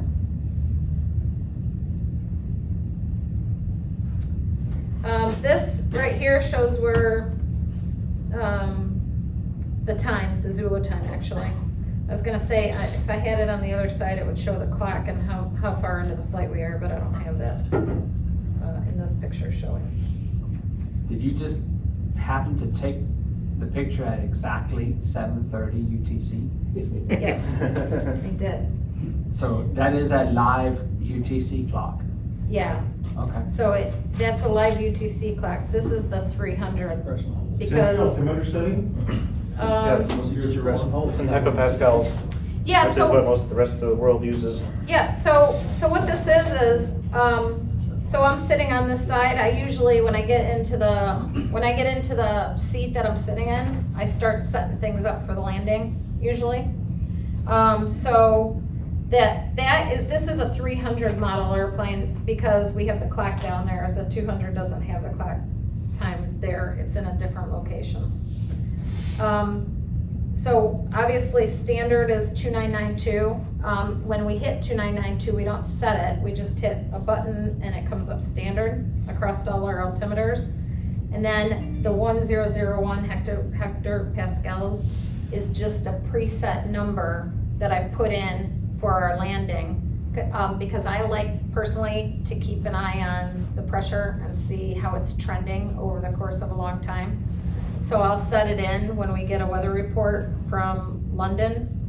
And all we have to do when we go through the transition level, and this is one of the reasons why I like to preset it while I'm in either the right or left seat, depending on which seat I'm sitting in at the time, is I'll preset it because the transition level in London is usually around 6,000, 7,000 feet. And they'll give it to us on the ATIS when we're coming in.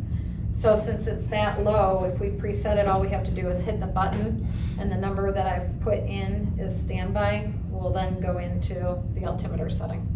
So it's common to hear climb maintain flight level 70, which sounds kind of weird because that's not a US flight level, but it's 7,000 feet.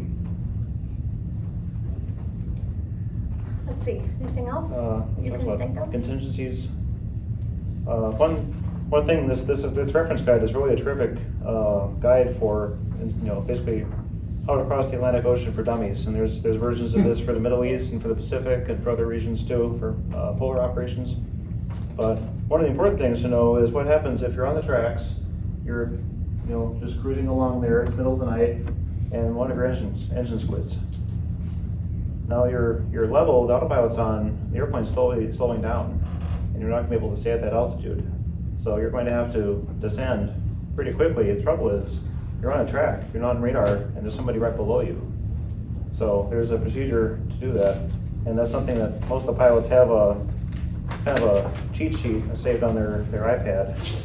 I'll also show you, I had a captain make this, now this is outdated, but I'll send this around. They've just literally have changed this recently, but one of the captains I've flown with took a clipboard, his own clipboard, and he says, he tells his crew, he said, go ahead and put anything you get, like the ACARs and stuff. We get a lot of messages sometimes from the company on it.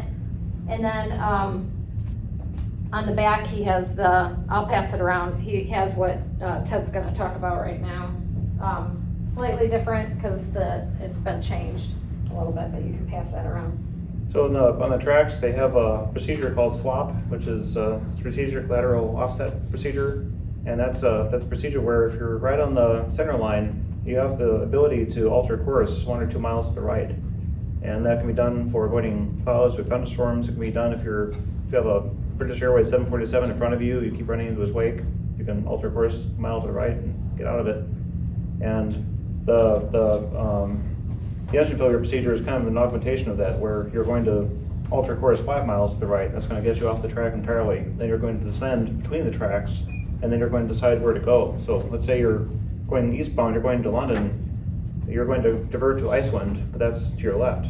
But you're going to turn to the right first, descend below all the tracks, and then turn towards Iceland. And that's going to be all done, you might have a decompression, you might have an engine failure, you might have a medical emergency, whatever's going on, that's going to be all done according to this procedure. So that's, what was I gonna, what was I just gonna talk about?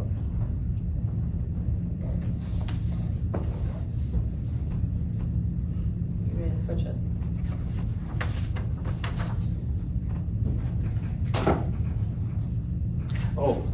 Diversion?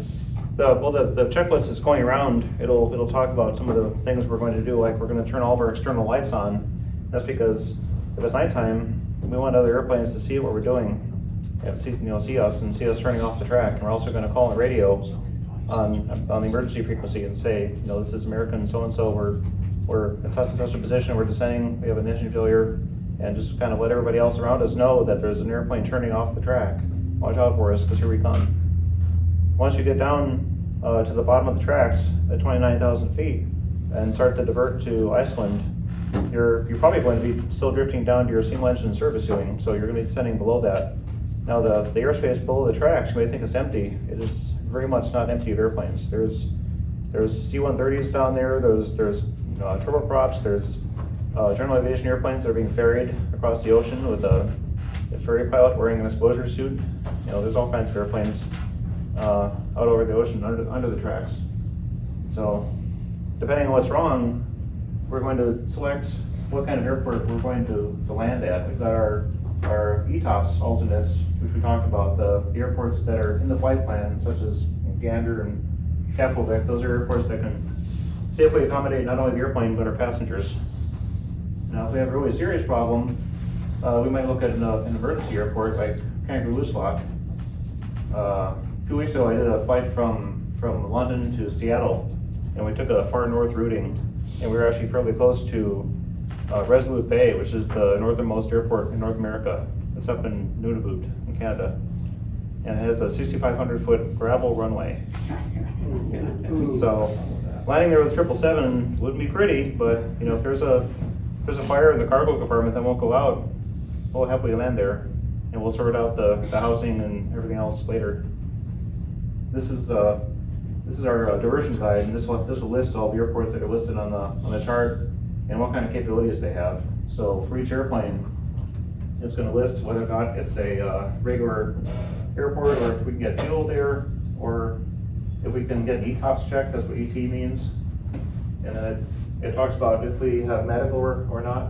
What this means, like some of these airports like Thule is an Air Force base up in northwestern Greenland. And they're probably gonna have, a couple medics on staff, and they're gonna have some medical supplies and a medical clinic, but they don't have an actual hospital. So if somebody's acute and they need a hospital, that's not the place to go. Even if CPR is underway, it's better to press on to somewhere with a hospital that can help them. But it lists the longest runway and just some details about what the airport is like. Let's see, anything else? One of the flights that is the biggest diversion challenges that we have right now is New Delhi, because of just after the Ukraine invasion, when we issued sanctions on Russia, they issued counter sanctions. One of their first sanctions was to kick us out of their airspace, so we can't go through Russian airspace on the way to New Delhi. So under Which one is that? Flight up. Under the diversion guide?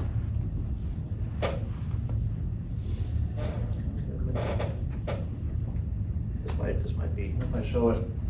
The routing right now we use for going to New Delhi, we're going to head out, we're coming out over Europe, over the ocean, over Europe, then across Turkey. And then, let's see, we fly, here's Iraq. Afghanistan is, let's see, right about here. No, it's further north here, it's right about here. So we're gonna cross the north side of Afghanistan and then make almost a 90-degree turn, because we're gonna have the Himalayas in front of us. We're gonna make a 90-degree turn and approach Delhi, which is way over here, over Pakistan. And over the course of doing that, we fly over Turkmenistan, Azerbaijan, Tajikistan, and Pakistan. And for various reasons, none of those are very good places to divert for mechanical or medical problems. So that's a pretty challenging flight for a lot of reasons. Yeah, that shows. Oops. We also have an ODM right now about, we don't have any flights flying near there, but due to the situation in Sudan, we're not allowed to fly over Sudan due to the threat from anti-aircraft weapons right now. Nothing new, right? Right. That big clump right there is Ukraine. Yeah, That huge, yeah. right there. You can move it. No, Ukraine, No, here. Ukraine is, yes, Is it right here? that's Yeah. Ukraine. Yeah, so these are the countries or the furs? I'm not sure what this map is I showing. can put. Those are countries. Yeah, I think they're countries. It's unavailable. Airports are unavailable. Let me see if I can get this to, But for that flight, when we cross from, there we go. we'll cross from Greek airspace to Turkish airspace, and Greece and Turkey hate each other, so there's challenges in that air traffic control handoff. And then Move it we'll how fly you want it. across the southern side of the Black Sea here, which, there's a active shooting war going on up here, and the Russian Navy is active in the Black Sea, so that's not a very good place to be. Then we'll, Well, if you go back for just a second, you're probably, if you notice right there, at LTFM where it says refuel, it's about on the left-hand side. That is very close to the channel that exists between the Black Sea and the Mediterranean. right, that's the Bosphorus, yeah. Right, and that is that's in part of Turkey, That's in right? Turkey, right. Yeah, That's, so and what I'm thinking is you're trying your best to get very close to that refueling point, flying across, not necessarily because you want the refueling point, but because you want to stay away, as far away as you can from Ukraine. Right. Yeah, because there's restrictions on flying over Ukraine, and a lot of people are reluctant to fly over the Black Sea at all. And then once you get over this way, we're flying over Georgia, Turkmenistan, Azerbaijan, Tajikistan, and then we're turning around the corner. Here's these, where it says no fly area. This is the parts of the Himalayas where the terrain is high enough that we don't have any contingency procedures to fly over that if we have a depressurization. So we're not allowed to go through there at all. So that's no-go zone. So what we have to do is we have to fly across the north side of Afghanistan and make a right turn and fly down this little finger of airspace right here. And then fly over Pakistan and then come down here to New Delhi. So here's New Delhi right here. Let's pull up the depressurization route real Yeah, quick, that's so you good, can yeah. see what those look like. It's already 2:05, if anyone needs to leave there. You won't, What's your fuel you load? won't, What you was your won't, fuel load? you won't offend us. What's that? General, I don't need it exactly. Your fuel load from DFW to London, what's your? Typically like 115, 120,000 pounds, I think. Yeah. I think it's, no, maybe it's more than Let that. me take a look. I can't remember what we had. The highest fuel load I've personally seen was the one back from New Delhi, and we had 311,000 pounds of fuel on board. His, We yes, sorry. We had more fuel in our center fuel tank than the weight of a fully loaded A320 Airbus. His fuel load was 164.2 pounds, 164,000 pounds. We do pounds when we do our fuel load, not liters or gallons. About the weight of a 737. Yes, yep, our fuel is. We try to land, usually minimums, if it's a VFR day coming in here to DFW, a lot of captains will be comfortable flying down to about 20,000 pounds. I've actually just done a domestic flight to JFK to Miami.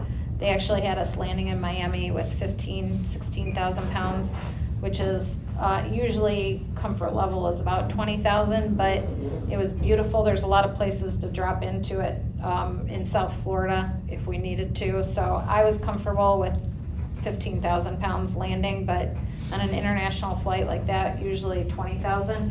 They'll typically plan us around 30,000, maybe a little bit more fuel. How far that- can you get on 20,000 pounds of fuel?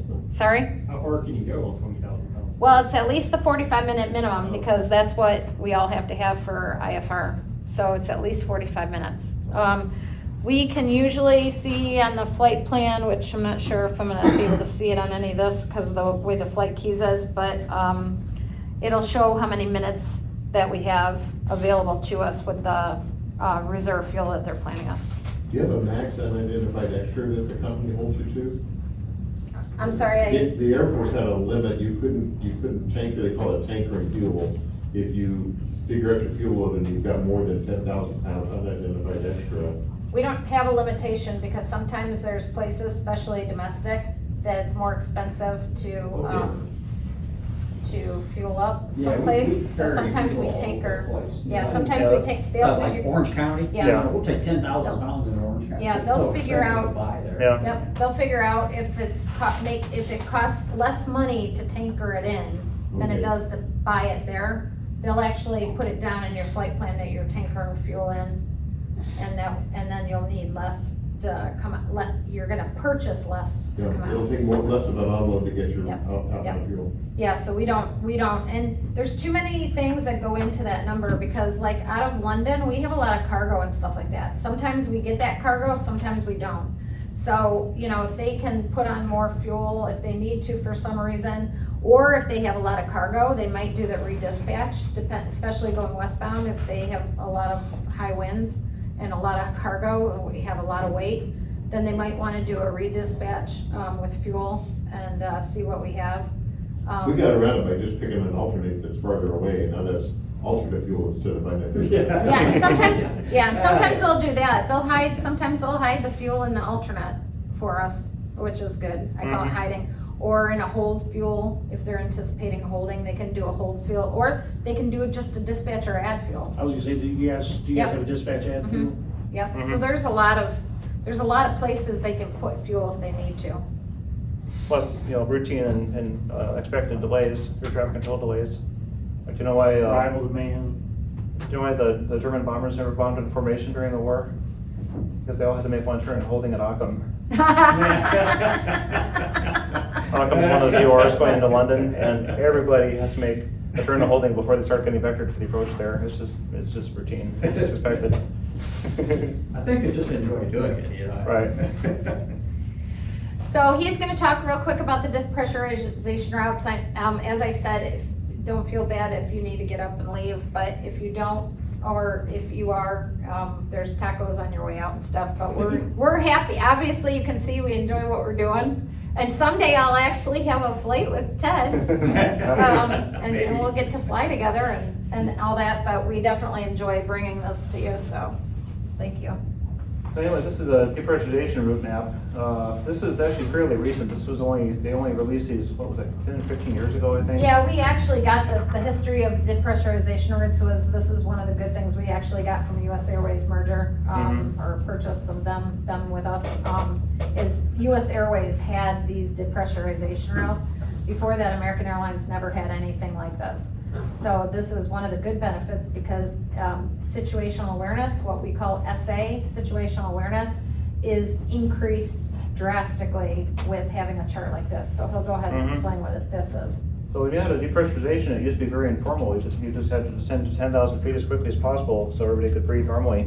And the masks that drop down for the passengers, you know, those are chemically generated oxygen, and those were just intended to keep people not necessarily conscious, but just alive until they descended to 10,000 feet. But it was only for people that were elderly, poor health, smokers, things like that, because people that are in good physical condition can remain conscious at those altitudes. I mean, people have climbed Mount Everest without oxygen. That's 29,000 feet.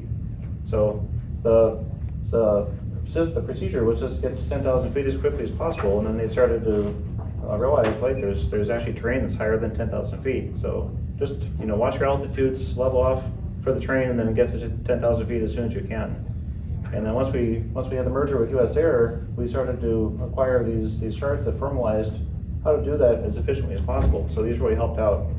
So the way this works is when you're flying across Greenland, this dark area here is it's not a no-fly zone, but it's an area where you'll be above 10,000 feet for more than the oxygen supply in the cabin will last, because those masks will drop down and that little chemical generator will produce oxygen for about 15 minutes and then it'll run out. And so if you have somebody that have some passengers that have breathing problems, when you're flying through this area, the airplane's going to have what we call the 66 north kit. See this red line right here? So 66 degrees north latitude. When you're flying north of that, the airplanes will have extra oxygen bottles in the cabin for that exact purpose. So if you have a depressurization, you can help people that are having trouble breathing while you make your way to the edge of Greenland. Because Greenland is basically it's a 10,000 foot mountain range with snow on it all the way across. So the way this works, you can actually draw these on your navigation map in the cockpit, and these are 80 miles from each one of these points. We call these clouds. So when you're flying through these clouds and you have a depressurization, you're going to turn towards the nearest fix that's closest to you here, one of these entry points. And then once you're on this route, you're going to be on a marked route that's going to end up at an airport where you can land. So you're going to descend to 17,000 feet when you're inside this cloud here. Once you're established on the route, then you can descend to 10,000 feet and you can divert to your alternate. And then once you're at 10,000 feet, then most people, no matter their health condition, they should be able to breathe normally at 10,000 feet. And there's versions of this for everywhere in the world. And here's a fun one. So notice the clouds on this one are not blue, they're red. And that means that they have a different altitude that's higher than 17,000 feet. The next page will show what those regions are. But this is a very terrain critical part of the world. So if you're in this area, if you're going to New Delhi or if you're up here, I mean, we don't serve really any airports in the western part of China, but if you're in this area, you're going to do the same thing. You're going to turn to one of these fixes, descend to the route, and then you can divert into Hyderabad, think, I don't know. But these are, this chart, the airports on this are actually hyperlinked, so if you touch the airport, it'll take you to the airport. Which airport was that? Okay, so UTTT. UTTT. So that's Tashkent, Uzbekistan. So you see it's now an elevation of 1,400 feet. They do not have a hospital, but they probably do have medical available. The 777 can get fuel in there, can get ETOPS checked, and it's a special qualification airport. And what that means is that it has challenges such as mountains nearby, or steep approach or short runway. There's something about the airport that makes it unusually difficult. So you've got to be you receive special training for it, or just review a chart that shows the particulars about that airport. And of course, it reminds you that the captain's authority still holds. If the captain wants to land somewhere else, then they're free to do so. They can defend their decision. Mm-hmm. What other emergencies can we talk about? Let's see if I can pull up. What if I is this mine or yours? This is mine, That's right? yours. Okay. Photos.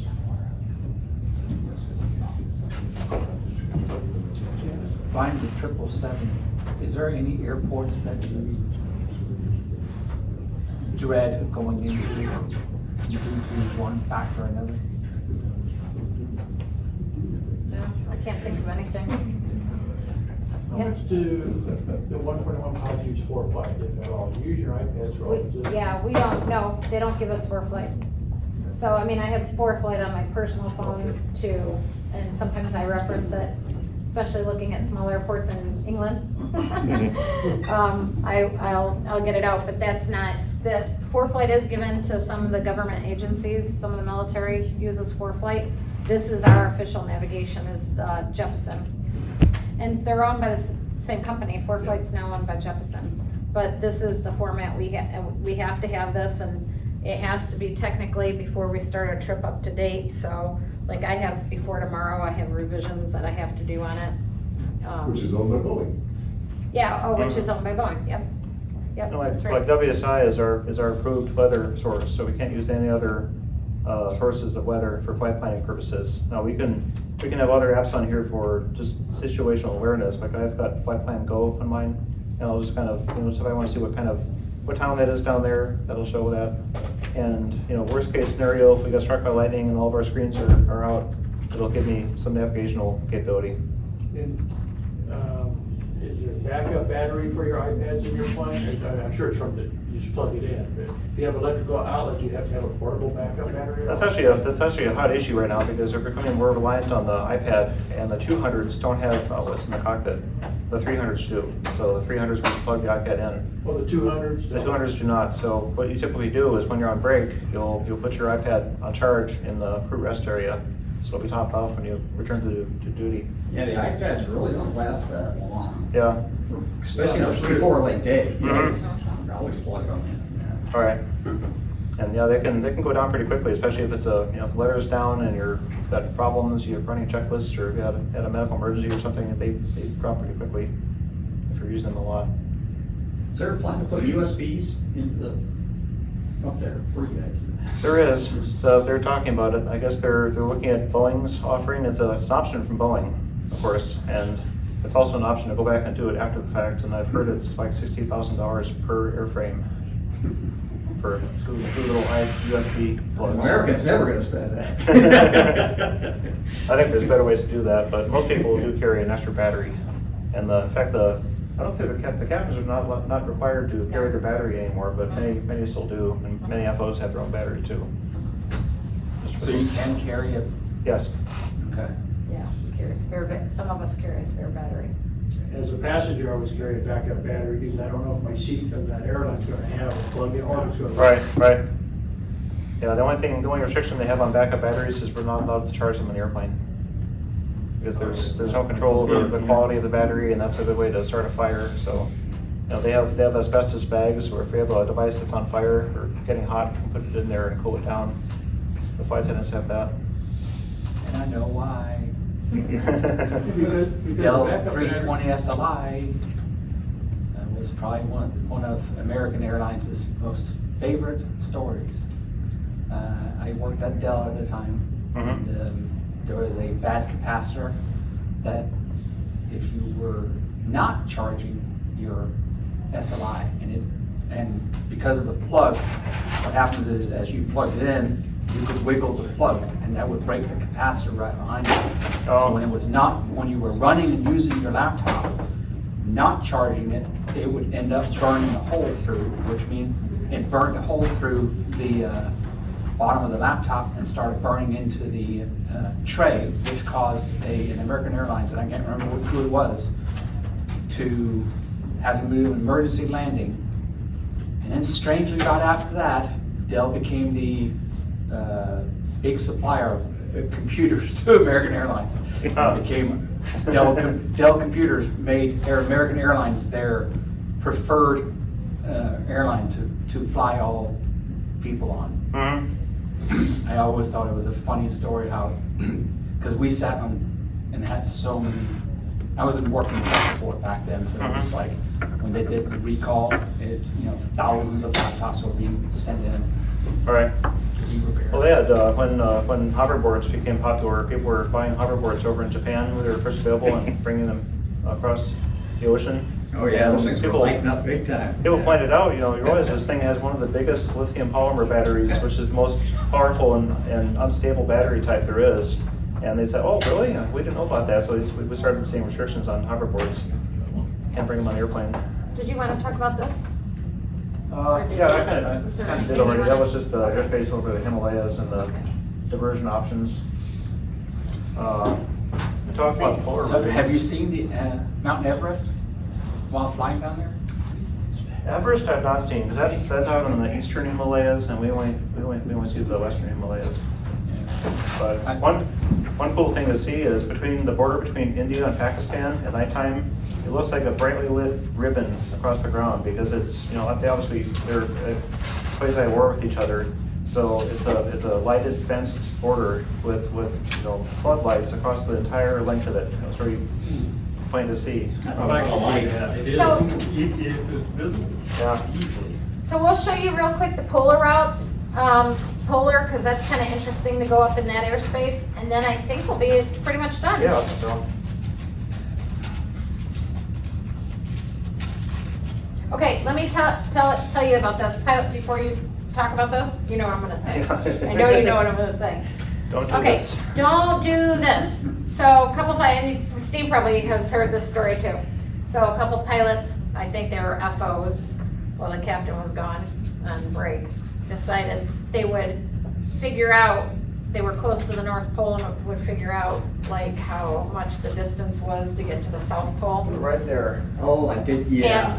Yeah, it's. And so they put in South Pole, which is like SPOLE is the designation identifier for South Pole. You basically ask the computer, which way is it and how far? Which way and how far? And when The you're computer went- at the North Pole, the computer overloaded and it wiped everything out, froze everything. They dumped everything.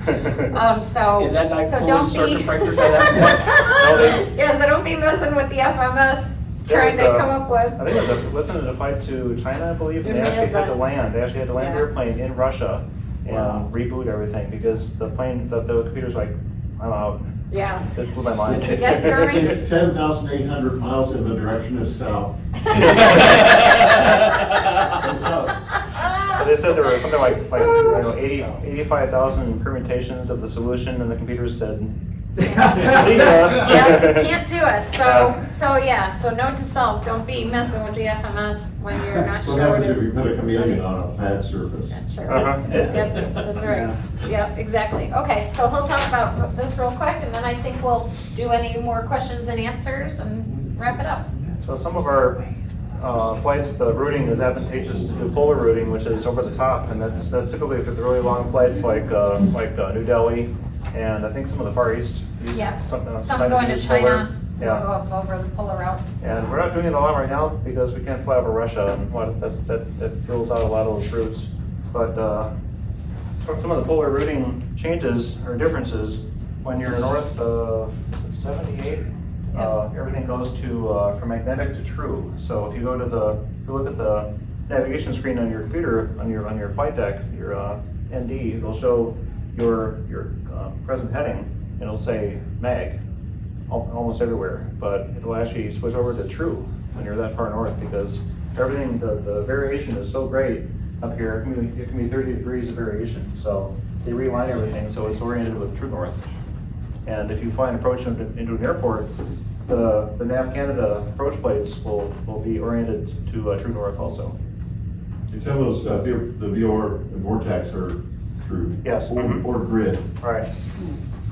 And when you're up this way, there's not a lot of good airports to go, like VGTL right here. That's Thule Air Force Base. That's an airport we built for during the Cold War, and there's still some Air Force presence there, I think, and there's some researchers, but it's it's a nice runway, but no facilities as far as places to stay or services for the airplane. The hotel is the barrack. Basically, yeah.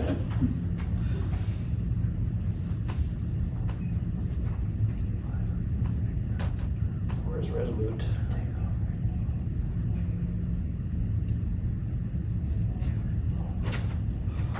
Pretty sure it's on, this is Cornwallis Island. I'm pretty sure it's right here. My flight to Seattle when we flew really far north, it wasn't actually a polar route, but we went far enough north. We went across northern Greenland. We came very close to Resolute, which is right about here. That was that 6,500-foot gravel runway. And when you get up in the north part of the world here, you can see how all the firs kind of terminate right at the pole. So it's, if you're headed directly over the pole, it can be kind of confusing who you're going to talk to. There's another diversion airport way up north here that's Longyearbyen, which is, I think it's owned by Norway. So here's Greenland, here's Iceland down here, and this little group of islands right up here. There's this airport right here called Longyearbyen. So it's also a pretty nice runway, but it's not real big. It's another World War II. Yeah, the way it is. Mm-hmm. So, we could land there. Not sure if we'd even be able to turn around the runway. That'd be kind of interesting. You may end up doing the same thing that happens to the Falcon 900. Yeah, I saw that, yeah. Yeah, that's about all I can think of. As far as we can talk about the rest facilities. People wonder where the pilots go when they're not on duty. So the 200 has two bunks, which are right behind the cockpit on the left side of the aisle, and they're just beds. They're like single beds, and they're kind of claustrophobic. They have two closet doors that close in front of them, and they don't have you have like the overhead right over your face. So there's like a reading light and air conditioning and stuff. There's a phone, so you can call the cockpit and they can call you. And then there's a chair and a seat in first class they block for us too. So pilots that are on break in the 200, you can choose if you're going to be in the bunk or in the seat. And you can watch a movie, you can eat, you can do whatever you want. So typically on the way over, most pilots will choose the bunk because they're still serving dinner in first class, and you've got all the noise of dishes and stuff going on around you if you're in the seat. So the bunk is a little bit quieter. And the 300, I'm not sure if I've got a picture on my phone somewhere. I have pictures on my phone too. 300 has a little apartment Put your phone in. above the first class section where, just see if I can find it. It also has two beds and it has two seats in front of the beds. And it's, This is not this connection for your phone. oh, yeah. I'm not sure. I don't have any on mine, I was looking. It's buried somewhere in there, but it's you climb a steep spiral staircase right in front of first class, and you get up into this little apartment. And it's actually kind of nice up there. It's quiet, and it's It's away from everybody else, so you can either choose the chair and watch a movie, or you can climb in bed and get some Z's. I have a kind of a, maybe a morbid question, but, so you're halfway across, okay, and a passenger expires. What's your procedure? Depends. Officially, pilot or passengers never die on the airplane because Well, it just I takes- understand. Okay, I What it understand. does I've is- had a few of them It that creates died a- in a jetway, it's fine, but I'm just saying, I mean, when you're halfway there, I mean, there's nothing to do for them, he's expired. Right. So do you just continue on, do you divert, or do Legally- you move them back to a certain spot? Just jettison them. Yeah, prepare old sea, yeah. Legally, it's too difficult to say they died in the airplane because we don't know where they died. Because it's just too much of a problem. Which country did they die in? Who's gonna, what coordinates? So typically passengers that expire are unconscious until we land. And then a doctor looks at them and says, yep, they're dead. So then they're officially dead. Yeah, there was one airline that their procedure was that they would, the person would be there, but the flight attendant would serve them a drink, put it on a tray or whatever, just because it was like 7 hours, Yeah. people noticed, so it just.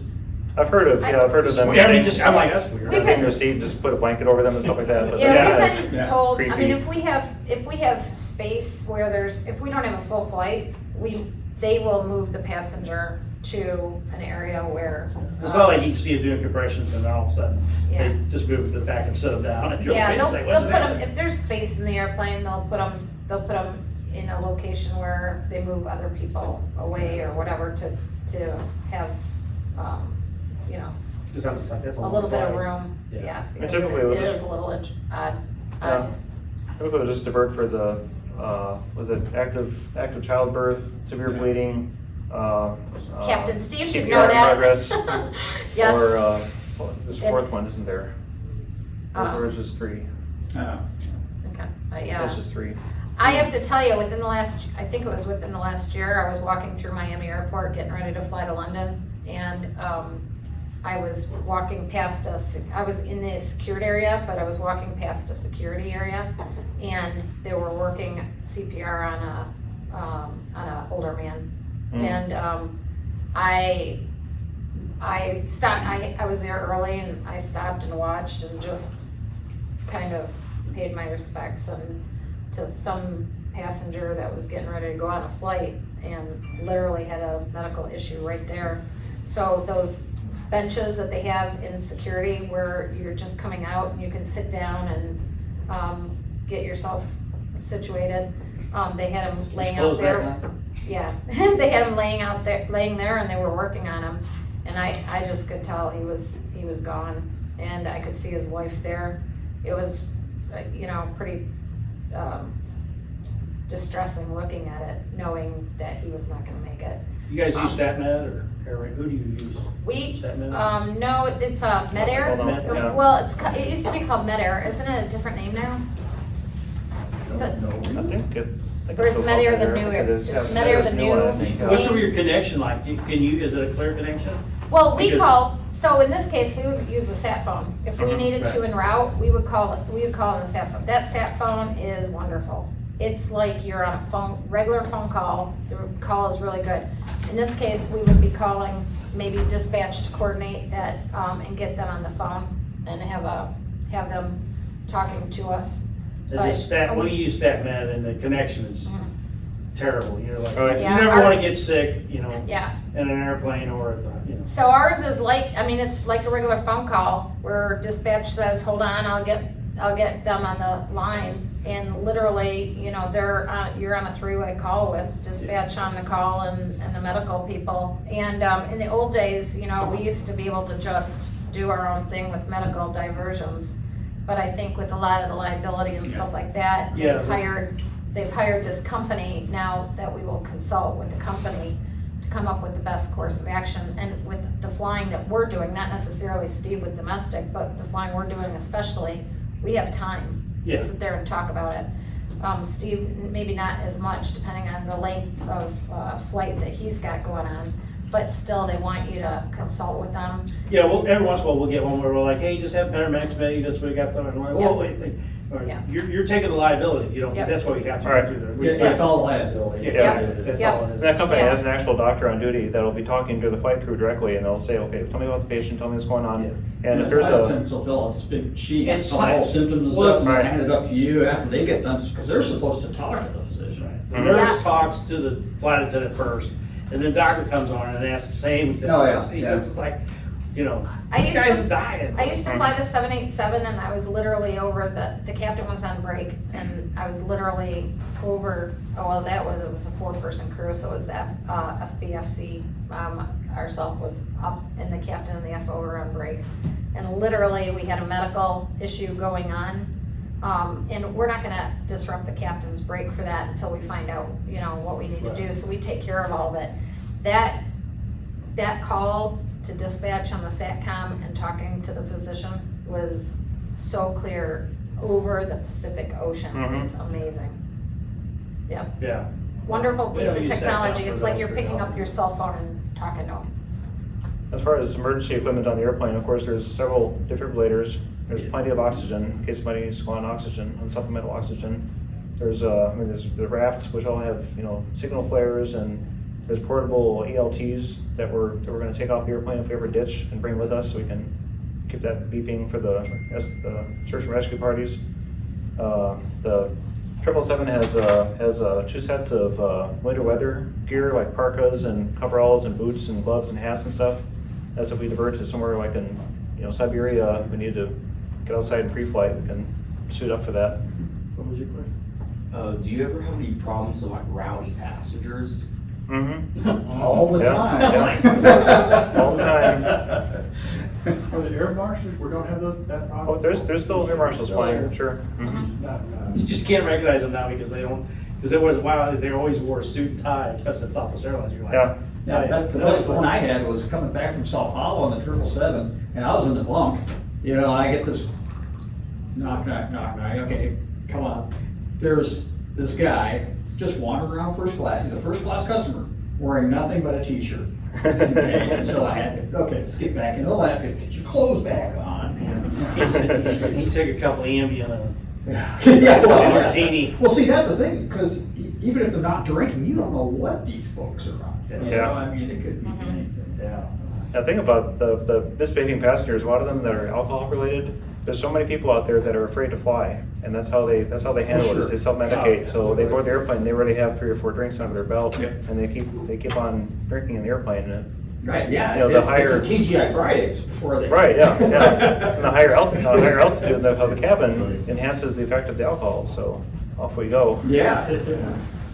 Speaking of, real quick, and I know, we're Facebook friends, so I know that, especially lately with your crews.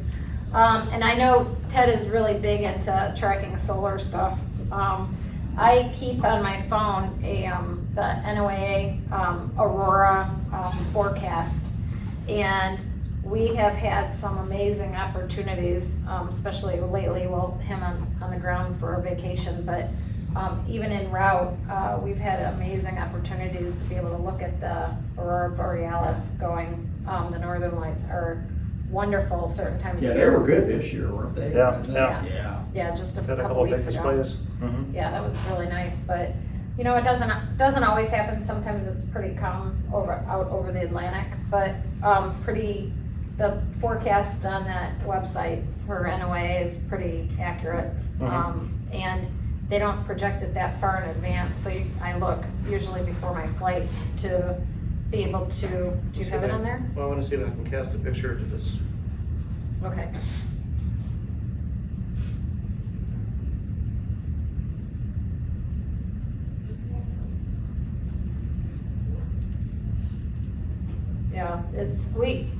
Yeah, some nights over the Atlantic are pretty boring, which is the way we like it. And we stay pretty busy filling out those ARIP forms. We don't just fill out the ARIP form when we cross the point, there's other things that we're doing, so we're kind of always actively engaged with the flight, making sure we're on track. Just play golf with the navs. Page golf field. I took this picture yesterday. This is the south tip of Greenland. You saw that flag we took us just off the tip of the That's a southern good tip of one. Greenland. Yeah. And this looks like clouds. This is not clouds. This is on the surface. This is ice. This Oh, this is the field of icebergs from small, small to large that are all in this big swirl. And I think it must be from the ocean current coming around the tip of Greenland and just pushing all the sea ice into this swirl shape. That's So amazing. it's really just beautiful. It is, it is ocean currents. This kind of shows what Greenland is like. You can see it just turns from ocean up to rugged mountains very quickly. It's a beautiful piece of land, but it's almost always covered by clouds. So it's a neat treat to see it for real.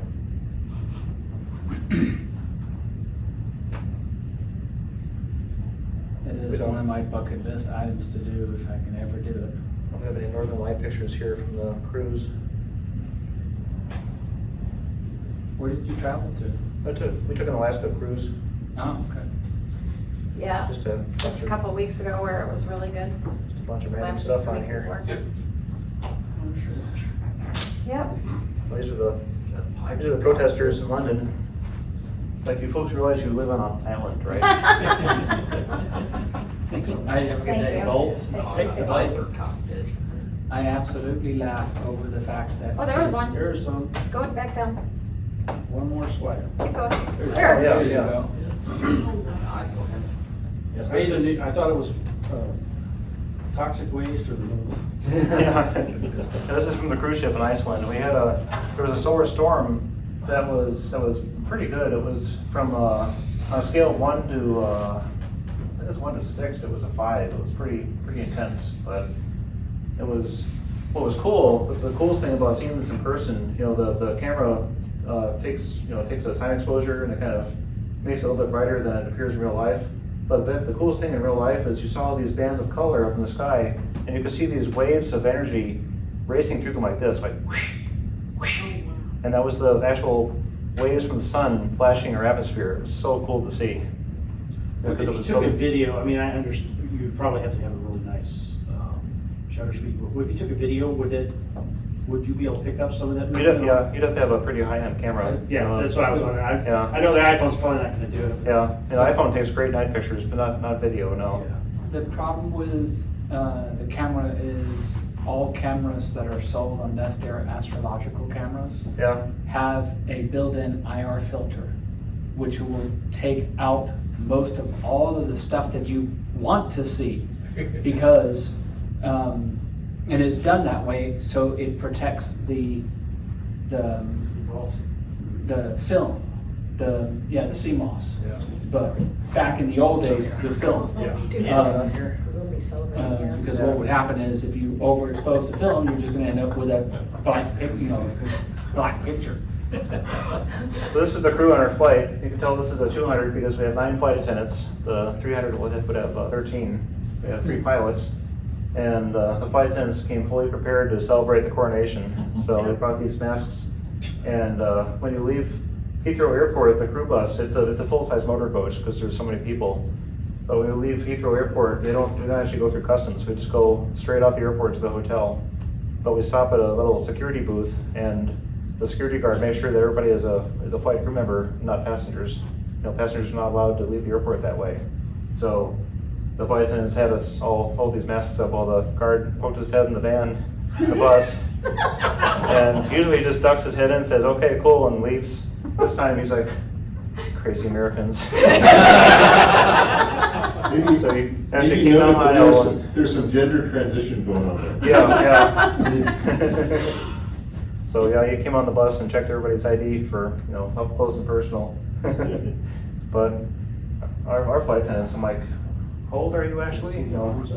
The purser was probably 10 years my senior, and she was holding the mask up to cars passing us in the bus, just having a lot of fun. But we try to have occasional fun on the airplane. Yep.